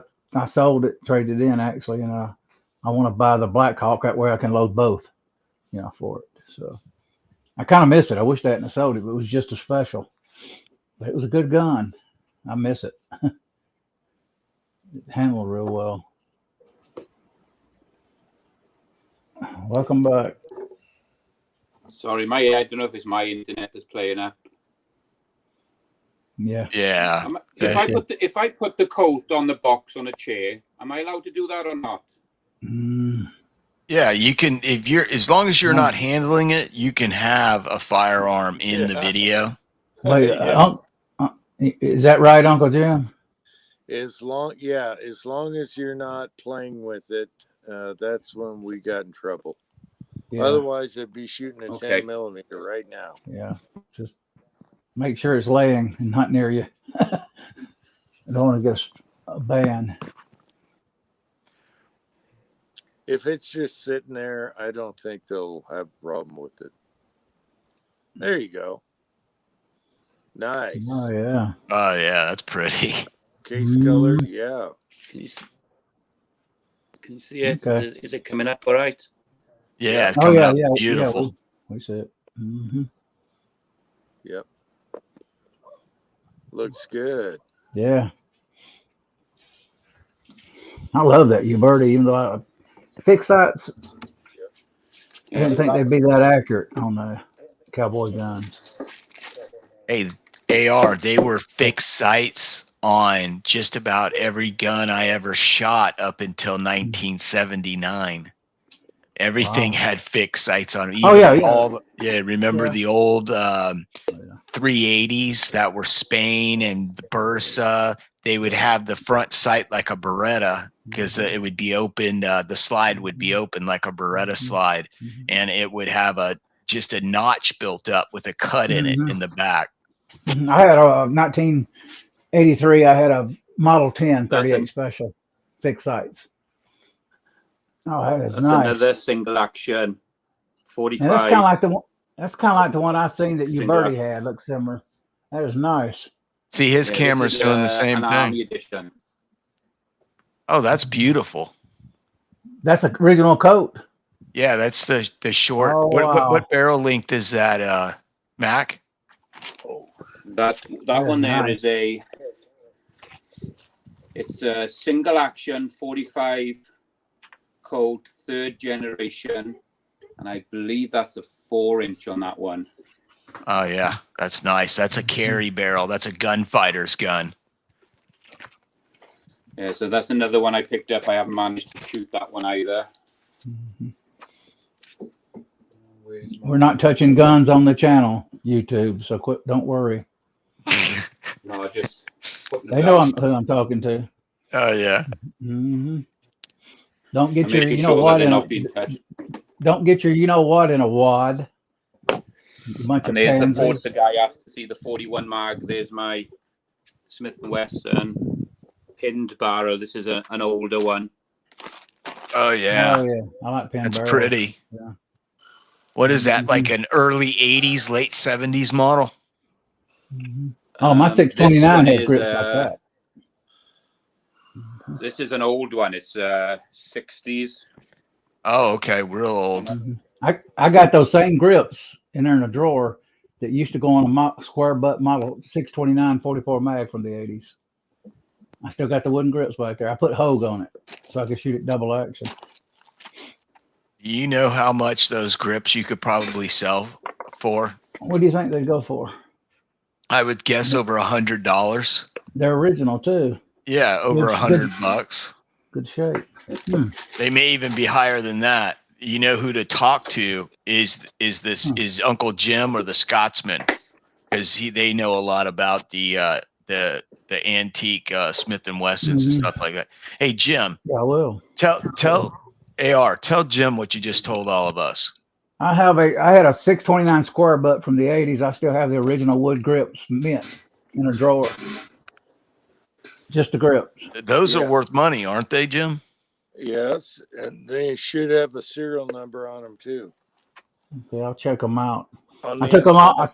I took them off and sold the 629 and put Hogue on it. That way I could really shoot it good. I carried it with a Hogue all the time. Yeah, no, people go gaga over that. Okay, I may put it up for sale. Get me a little cash to get me that Anilles. Yeah, there you go. Yep. Or any reloading gear, actually. Yeah, exactly. Yeah. Put a little, take a dent out of it. It's been in the drawer for, Lord, I've had it in the drawer since 2001. 20 years. Jim, have you been loading? What grips are they? Oh. Similar to your grips. Well, actually identical to your grips. It comes with a square butt 629 1980 model 44 mag stainless steel that I owned back in 2001. The wooden grips look identical to yours, actually. Same. Of course, on the 629, they're pretty big anyway. So I just didn't like shooting it double action with wooden grips. So I went with a Hogue on it. Put them on. The 629, that's just a stainless version of the 29 40. Yeah, The same yeah, one Clint yeah. used. Yeah. Yeah, I didn't have what I loved about that gun, it didn't have the full lug. It had the partial little where housing. it goes up at the end. Yeah. Yeah, and it was just balanced good. It wasn't over heavy or anything. Yeah, that's the same one Clint used, was the partial lug. Yeah, that's what I had. A Tyler T insert on the stock grip would have felt good because you don't get that knuckle thing, you know. You know what I mean? The Tyler T gives you that little bit. around the trigger guard. And Right. that was popular. Now Tyler T's are expensive. My gosh, I can't believe this stuff. I wish I never got rid of that 44 mag. Got to this day. I just love looking at it. Just laying it on a bench or table, sitting there looking at it. Go, wow, this is nice. Yeah, but your barrel curved up right before the muzzle. Yeah, your underlug. Yeah, I think yeah. Yeah, curves up. I can go grab one, but then we'll get kicked off of YouTube. Yeah, I had stainless steel target hammer, trigger, red ramp insert, and white outline rear. At the time, it was somewhere in the 80s model. Okay, there it is. They later went to round butt in the 629. They later went to big butt. Guys. They later went to big round butt. They're good that they didn't have me working in their design development team. I'm like, no, we're not calling this round butt. We're calling this big butt. You got the big butt grips. That's what I'm talking about. Yeah, end frame, you don't really need a round butt. When you get down to the the K frame and the L frame, then round butt. Okay, yeah. Now, what, Jim? The K frame is the big what the 29's made off of, correct? No, that's end frame. That's an in frame. Okay. Yeah. Now, what is the one that the 500 is built on? Boy, it's a big one. Oh, that's the X frame. That's okay. Bigger. That's bigger than the end frame. Yeah. Far out. That thing is huge. That thing is just too big of a gun to shoot. God. It hurts when you shoot it. Yeah. And I've shot a lot of guns, and I think the 454 Casull. And I've shot the Desert Eagle 50, the Action Express. It's just so massive. The grip it's kind of hard to control the gun, but it doesn't really kick too bad. But the 454, it caused my hand to hurt. I mean, when I fired off, it hurt my hand. And I've been told that the X are the same way, that the 500. Not G23. Yeah, take it easy, G23. Yeah, I've got a little snub-nosed 460, which the bullet is almost longer than the barrel. Wow. And that one kicks, but then the S&W 500 I got, it's a beast. It's an absolute monster when you shoot it. It is, especially with hot loads. Yeah. Wow. I've seen people shoot it on YouTube. It's funny. They go, "Whoa! Where'd the gun go?" Goes over their head. Yeah, the little 460 I got kicks back into your hand. It just comes straight back and gives you a good thump. But the 500 wants to rotate in your hand. Yeah. It doesn't kick it back hard. It just wants to jump out of your hand. Wow. Yeah, I had a friend with a 500, and he'd say, "Hey, you want to shoot this?" And he would shoot the light loads and then put a heavy load in there and give it to you.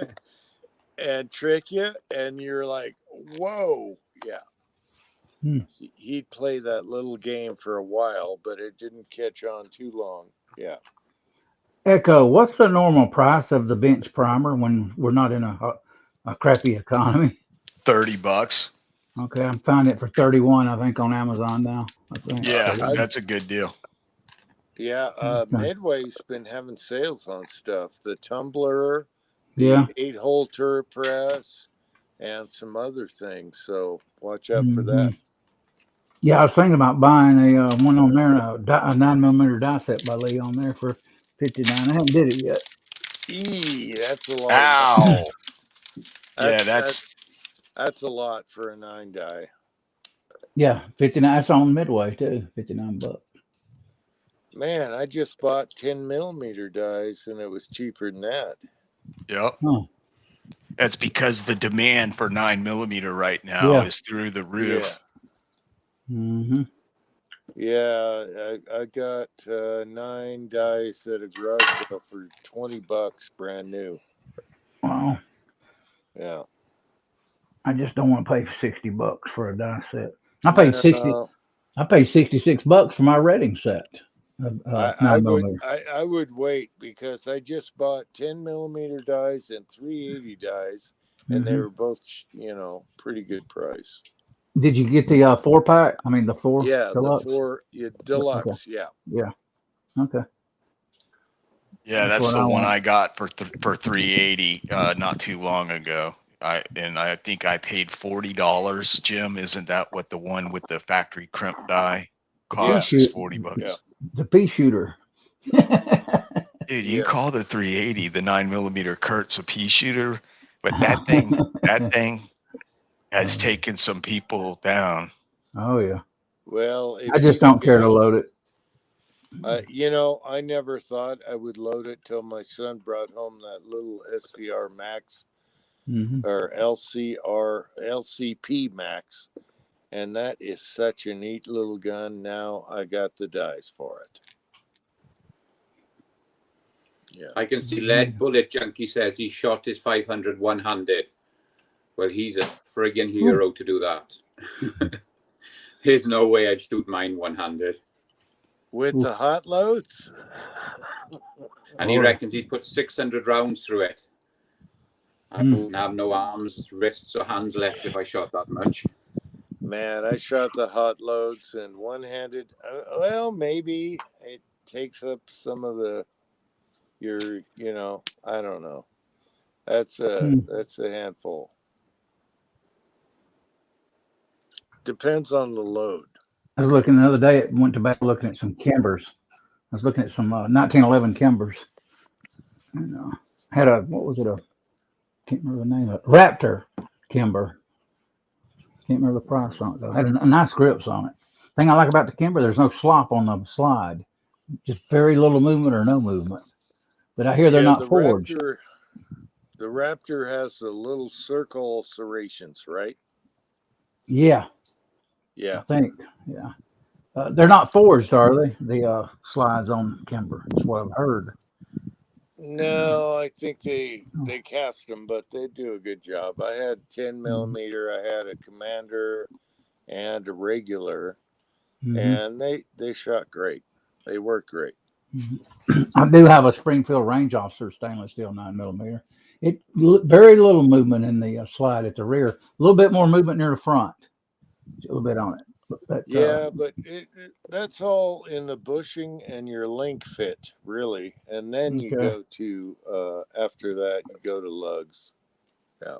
Okay. So my rear is good then. Very little movement. Can't even tell it hardly. Yeah, you can have a sloppy 1911 as long as your bushing fit is really good to the barrel and your link. You can really get away with some really good accuracy there. And then after that, I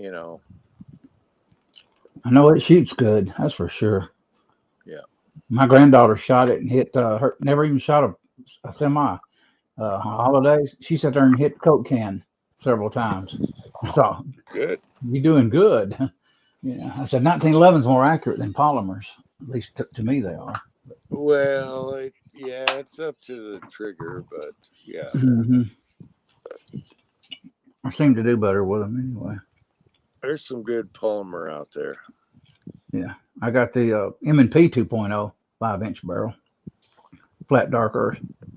I carry it everywhere. I carry it around the neighborhood when I walk, and I like it because it's lighter. 1911 got heavy on me carrying it. So yeah, when you go to carry, all the steel and wood guys never carry their heavy guns. The polymer guns are way easier to carry. That's what I found. That's what I carry is polymer guns. It's just way lighter. I got that Springfield Hellcat in FDE. That's my carry gun. I got 200, 115 grain XTP. I got a load in 9mm over here. I bought a while back, I think on Midway USA. They're nice bullets. My sheriff neighbor is looking for a gun, his wife, and she's been trying different guns. The Hellcat is on the top of her list right now. Yeah. It's nice because I think it holds 13 rounds. It's got a big magazine on it. Out of all that guns in that range, I think it's got the highest capacity. I'm going to upgrade my 1911 to a Bill Wilson. I think it's 11 round 9mm. I think it's called an Elite Mag for the 1911 I have. Trouble is, I don't see them out there anymore. They're nowhere to be found. I got 3 stock mags. The only reason I got 3 because my original 1911 got stolen a few years back. Boy, that pissed me off. Got me upset. Somebody walked in my Miata and opened the dash and took it. Yeah. That sucks. Then I went and bought another one. That set me back almost $1,800 years ago. That's been, talking 4 years ago, 5 maybe. You have a Miata? I had one. I sold it. Okay, that's a little sports car I was looking at years ago. Yeah. I'm a tall guy. It hurt me. It was hard for me to have room in it. I just but compared to the British sports cars, I had a Triumph and all that. It's just more reliable with the Miata. Yeah, I had a 2002 Miata. Okay. Braces on it. Had braces under the hood. Thinking upgrade some kind of I can't remember now. Exhaust package, not exhaust, but suspension. I think upgrade in it or something. I kept it about 3 or 4 years. I drove it. I put a new timing chain on it and sold the thing. Got rid of it. Some guy in Alabama on Craigslist bought it. Yeah, I always wanted to cruise in one, but never bought one. Yeah. They're fun. They drive good. Yep. I said, I'm more of a Corvette guy. I'm not really into Miatas that much, though. I like Corvettes. I do like a sports car where you can reach over the door and touch the ground. I just love that. And the little Spitfires did that. And then the hood opens up all the way. I love that. Hey, do you remember the MGs? Yep. The midgets? Oh, yeah. Those things were awesome. Oh, They yeah. were rocket ships. My neighbor was from Britain, and he had the MG. Yep. Right after I sold my Spitfire, he had a vintage MG in the garage. Eric Clapton said that's his favorite thing to do over in England is ride around his little car, cruise the countryside. I just love a car where you can reach down, touch the ground. Oh, yeah. That's fun.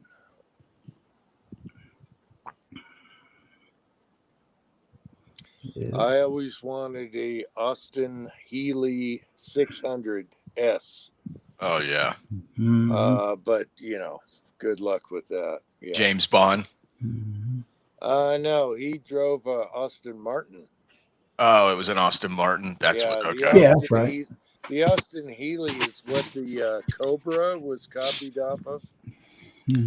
Oh, The Cobra Jim, shell. that's what I was going to bring up. Hot Rod Magazine, when the Miata came out, there was a guy that took a Fox Body Mustang 302 small block and put it into the Miata, and it's already rear-wheel drive, and it was 225 horsepower, and they were calling it the Cobra 2. And it was scary fast. The guys were driving it after they got it into it, and we're flipping through magazine pictures here. But he was like, dude, it came out of the hole like it was nothing but you sitting on a transmission.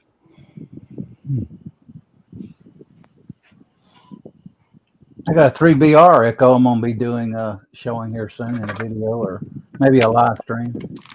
3BR. Yeah, reading 3BR powder measure, brand new.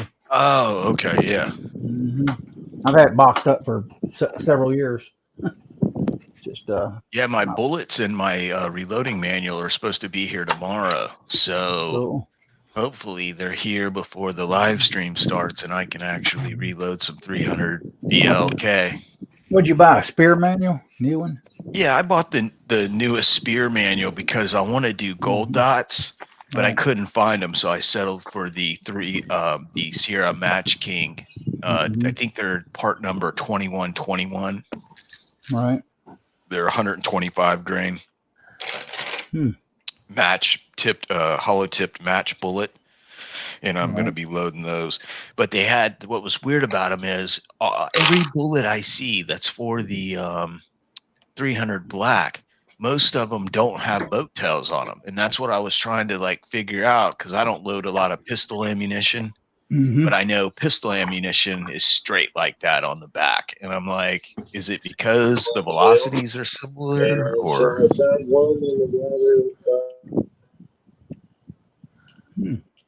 What's that? what was that? Mac Man's having internet trouble still. Yeah. Yeah, I gotta go, guys. Thanks for having me on. Yeah, appreciate it, Uncle Jim. Hey, Coming on. I appreciate it too. I'm gonna send you a link tomorrow night. All right, take it easy, guys. All right, See you, brother. man. Be good. Have a good one. All right, you guys have a good one. You too. Take care. All right. Man, we were rocking tonight. Yeah, it was a lot of Good fun, man. Lord, we had good guests. I think 16, 17, at least 16. Yeah, were we gonna go ahead and shut this down? Yeah, I'm gonna go ahead and shut down. It's 10:46. Yeah. We'll talk on the backside in a minute. Appreciate you all coming in, everyone. If anybody wants to talk on the backside of the chat. Oh, there's Willie. Oh, there's Willie. Willie, you have a. Oh, he's in We'll here. stay on Okay. a few more minutes for you, Willie. Can you hear me? Yeah, I can hear you, brother. What's going on? Finally working. Okay. What happened, brother? Oh, my computer doesn't like when I unplug the adapter from my headset. And when I do, I have to restart. So I was in with you guys, and then I got blocked, let me put it that way, so I couldn't come in. So, and I got your text, and I figured I'd come on over since what I was trying to do got denied, like always. So what's going on, dude? Another day in paradise. Another day in paradise. Why don't you ask LBJ get on here? His girlfriend's mad. Hey, Mac, there he is. What do you Hey, mean? Mac, What are you talking about, moved- Willie? I got to Denied. move to the office. I think I got problems with the internet. Yeah.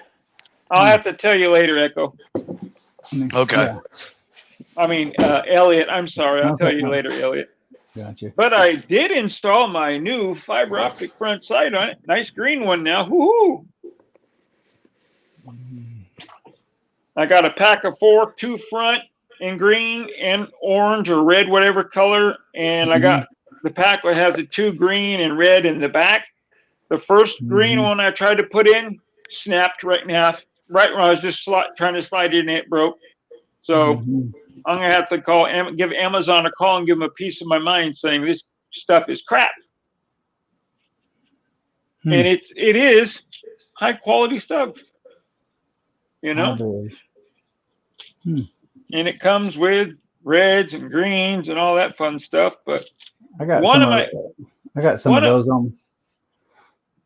One of my green ones, brand new, decided to snap in half when I was putting it in, rat bastard. My range officer's got those kind. They gave me extra ones in the range officer 1911. But I need a rear sight. This factory Glock hunk of junk is exactly that, junk. Internet still giving you trouble, Mike, man? Yeah, I just moved to the office closer to the router, so we'll see if that helps. It's playing up a bit in the house today. How you doing, MacMan? Say again? How you doing today? I'm good, and you? Another day in paradise. Another day in paradise. What the hell just happened? There we go.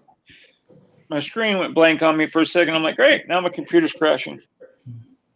We had a pretty good stream. We had a good stream going there for a while.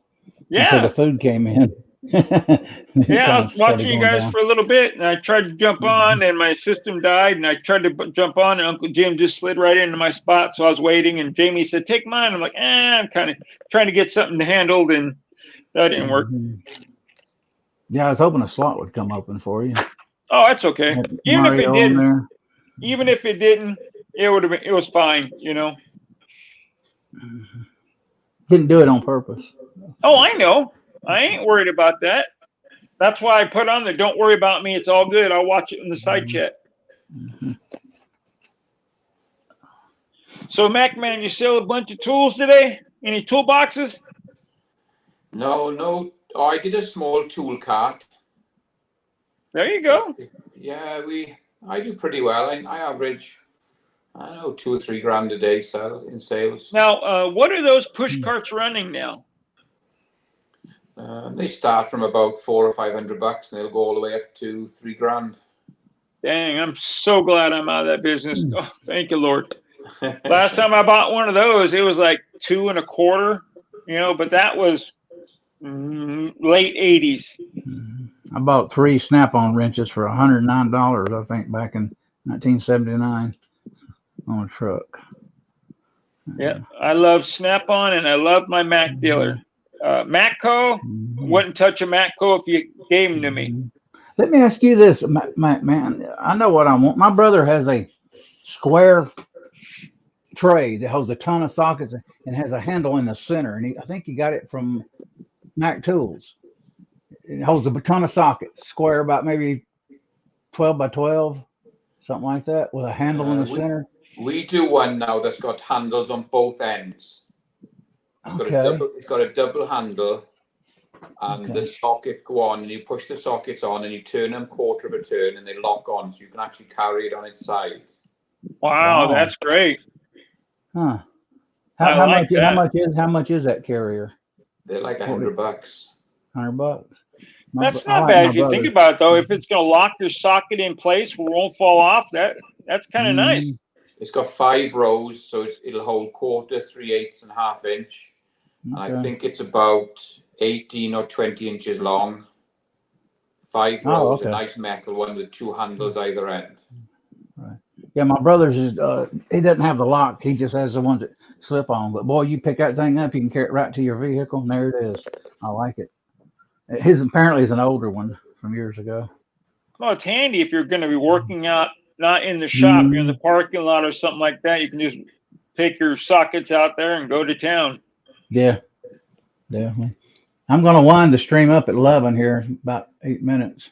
No problem. We can talk on the backside, though. One thing I've been thinking about getting is a good 1/2 inch electric impact wrench.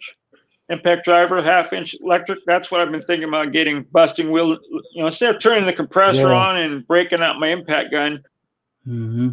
A lot of people. Mac make 2 or 3 different styles, and DeWalt, because Mac own DeWalt as well. So the DeWalt and the Mac all use the same batteries.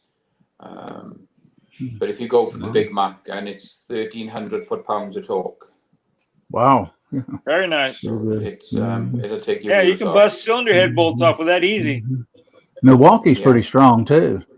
Some of the Milwaukee ones I've looked at are fairly. There's some good power in them as well.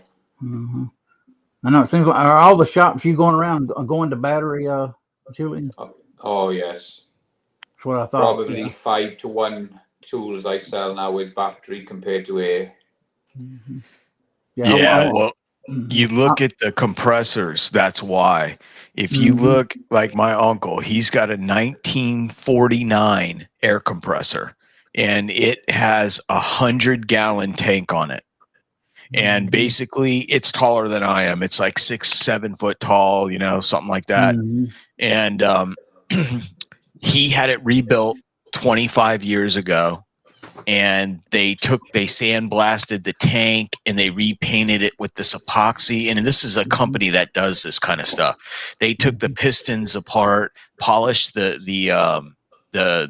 jugs on it, and put new pistons in it and rings. And that thing's been running since 1990. And it cuts on every morning, pumps up all the airlines because they're using reels, the pull cords, rubber pull cords and stuff like that. But yeah, the electric things have really replaced a lot of that stuff because all that kind of stuff is very expensive, and you got to get a compressor nowadays, and that's for a good one, that's thousands of dollars. And they're noisy as well. Yeah. I'm gonna go to Milwaukee probably with battery tools to work on cars. I can't handle turning wrenches anymore at my age, it's killing my back. Just constantly turning. I don't like that. Not only that, it's real fast. Boom, boom. Yeah, I have a Milwaukee 12-volt electric air wrench, and or not air, but electric wrench, and I love the hell out of that little thing. Just saves your hands from going back and forth, and plus it's a real fine tooth pattern. That was nice about it. You don't have to go 3/16 of an inch to get the next tooth on it. Yeah. And I love my little Mac one I have. That's fine thread also. So when you're doing intake manifolds, you can't get a big swing on it. You can at least get 4 or 5 clicks and keep tightening it. Yeah. So what you gonna have going on the next few days, Echo? I'm gonna go around the chamber. Not trying to replicate anybody, but we're gonna wrap it up here. Yeah. I've got some bullets, 300 blackout bullets from Sierra Match King coming tomorrow, and a new spear reloading manual because I'm desperately searching for spear gold dots in 100 to 125 grain. As soon as I find them, I'm gonna use this book to do some reloading, some 300 black. But that's what I'm going to do. I'm going to do a live stream tomorrow night if I get these bullets on 300 blackout. So 6 p.m. right? Yeah. Yes, sir. 6 p.m. And that's Eastern. Eastern time, the only time zone that matters. Hey, mister. Sorry, Willie. So what are you up to, Mike, man? What are you going to be doing? Got anything? Well, I'm going to bring the toy hauler home, get it all loaded up.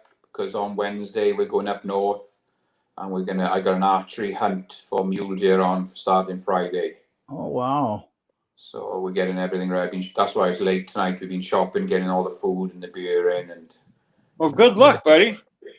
Yeah, I'm looking forward to it. It's been a long year waiting for it to come around. So I got this mule deer hunt this Friday, start next Friday, and then in a month's time I've got a bull elk hunt. I got drawn for bull elk first time in 8 years. Awesome. That is awesome. Cool. Me and my wife both got drawn, and that's an archery hunt as well. Both of you even. Oh, wow. And it's lucky because I'm right-handed and I've got a weak right eye. I managed to get one of those champ tags so I can use a crossbow. Oh, okay. That's what I want. Me a crossbow. I want one. I got some woods back here. It's not my property, but I can go into them about 100 feet or more, and I can get me deer because deer is all back there. But I have to have a crossbow. But I appreciate you all in the side chat. Thanks for dropping in tonight. I've got nothing going on except closing on this house tomorrow on the refi. Oh, is it finally going to be done for you? Yeah, he's gonna be about 1:45, and then I will be officially all I'll have is a house note, and that's it. Good for you, buddy. Congratulations. Yeah, and I'm in my 60s, so I'm kind of glad to get the debt off of me. It's been too much debt for me, actually. But you all have a good one. Glad to have you here. And we're signing off. Good night, everyone. Good night, everyone. Guys. Take care.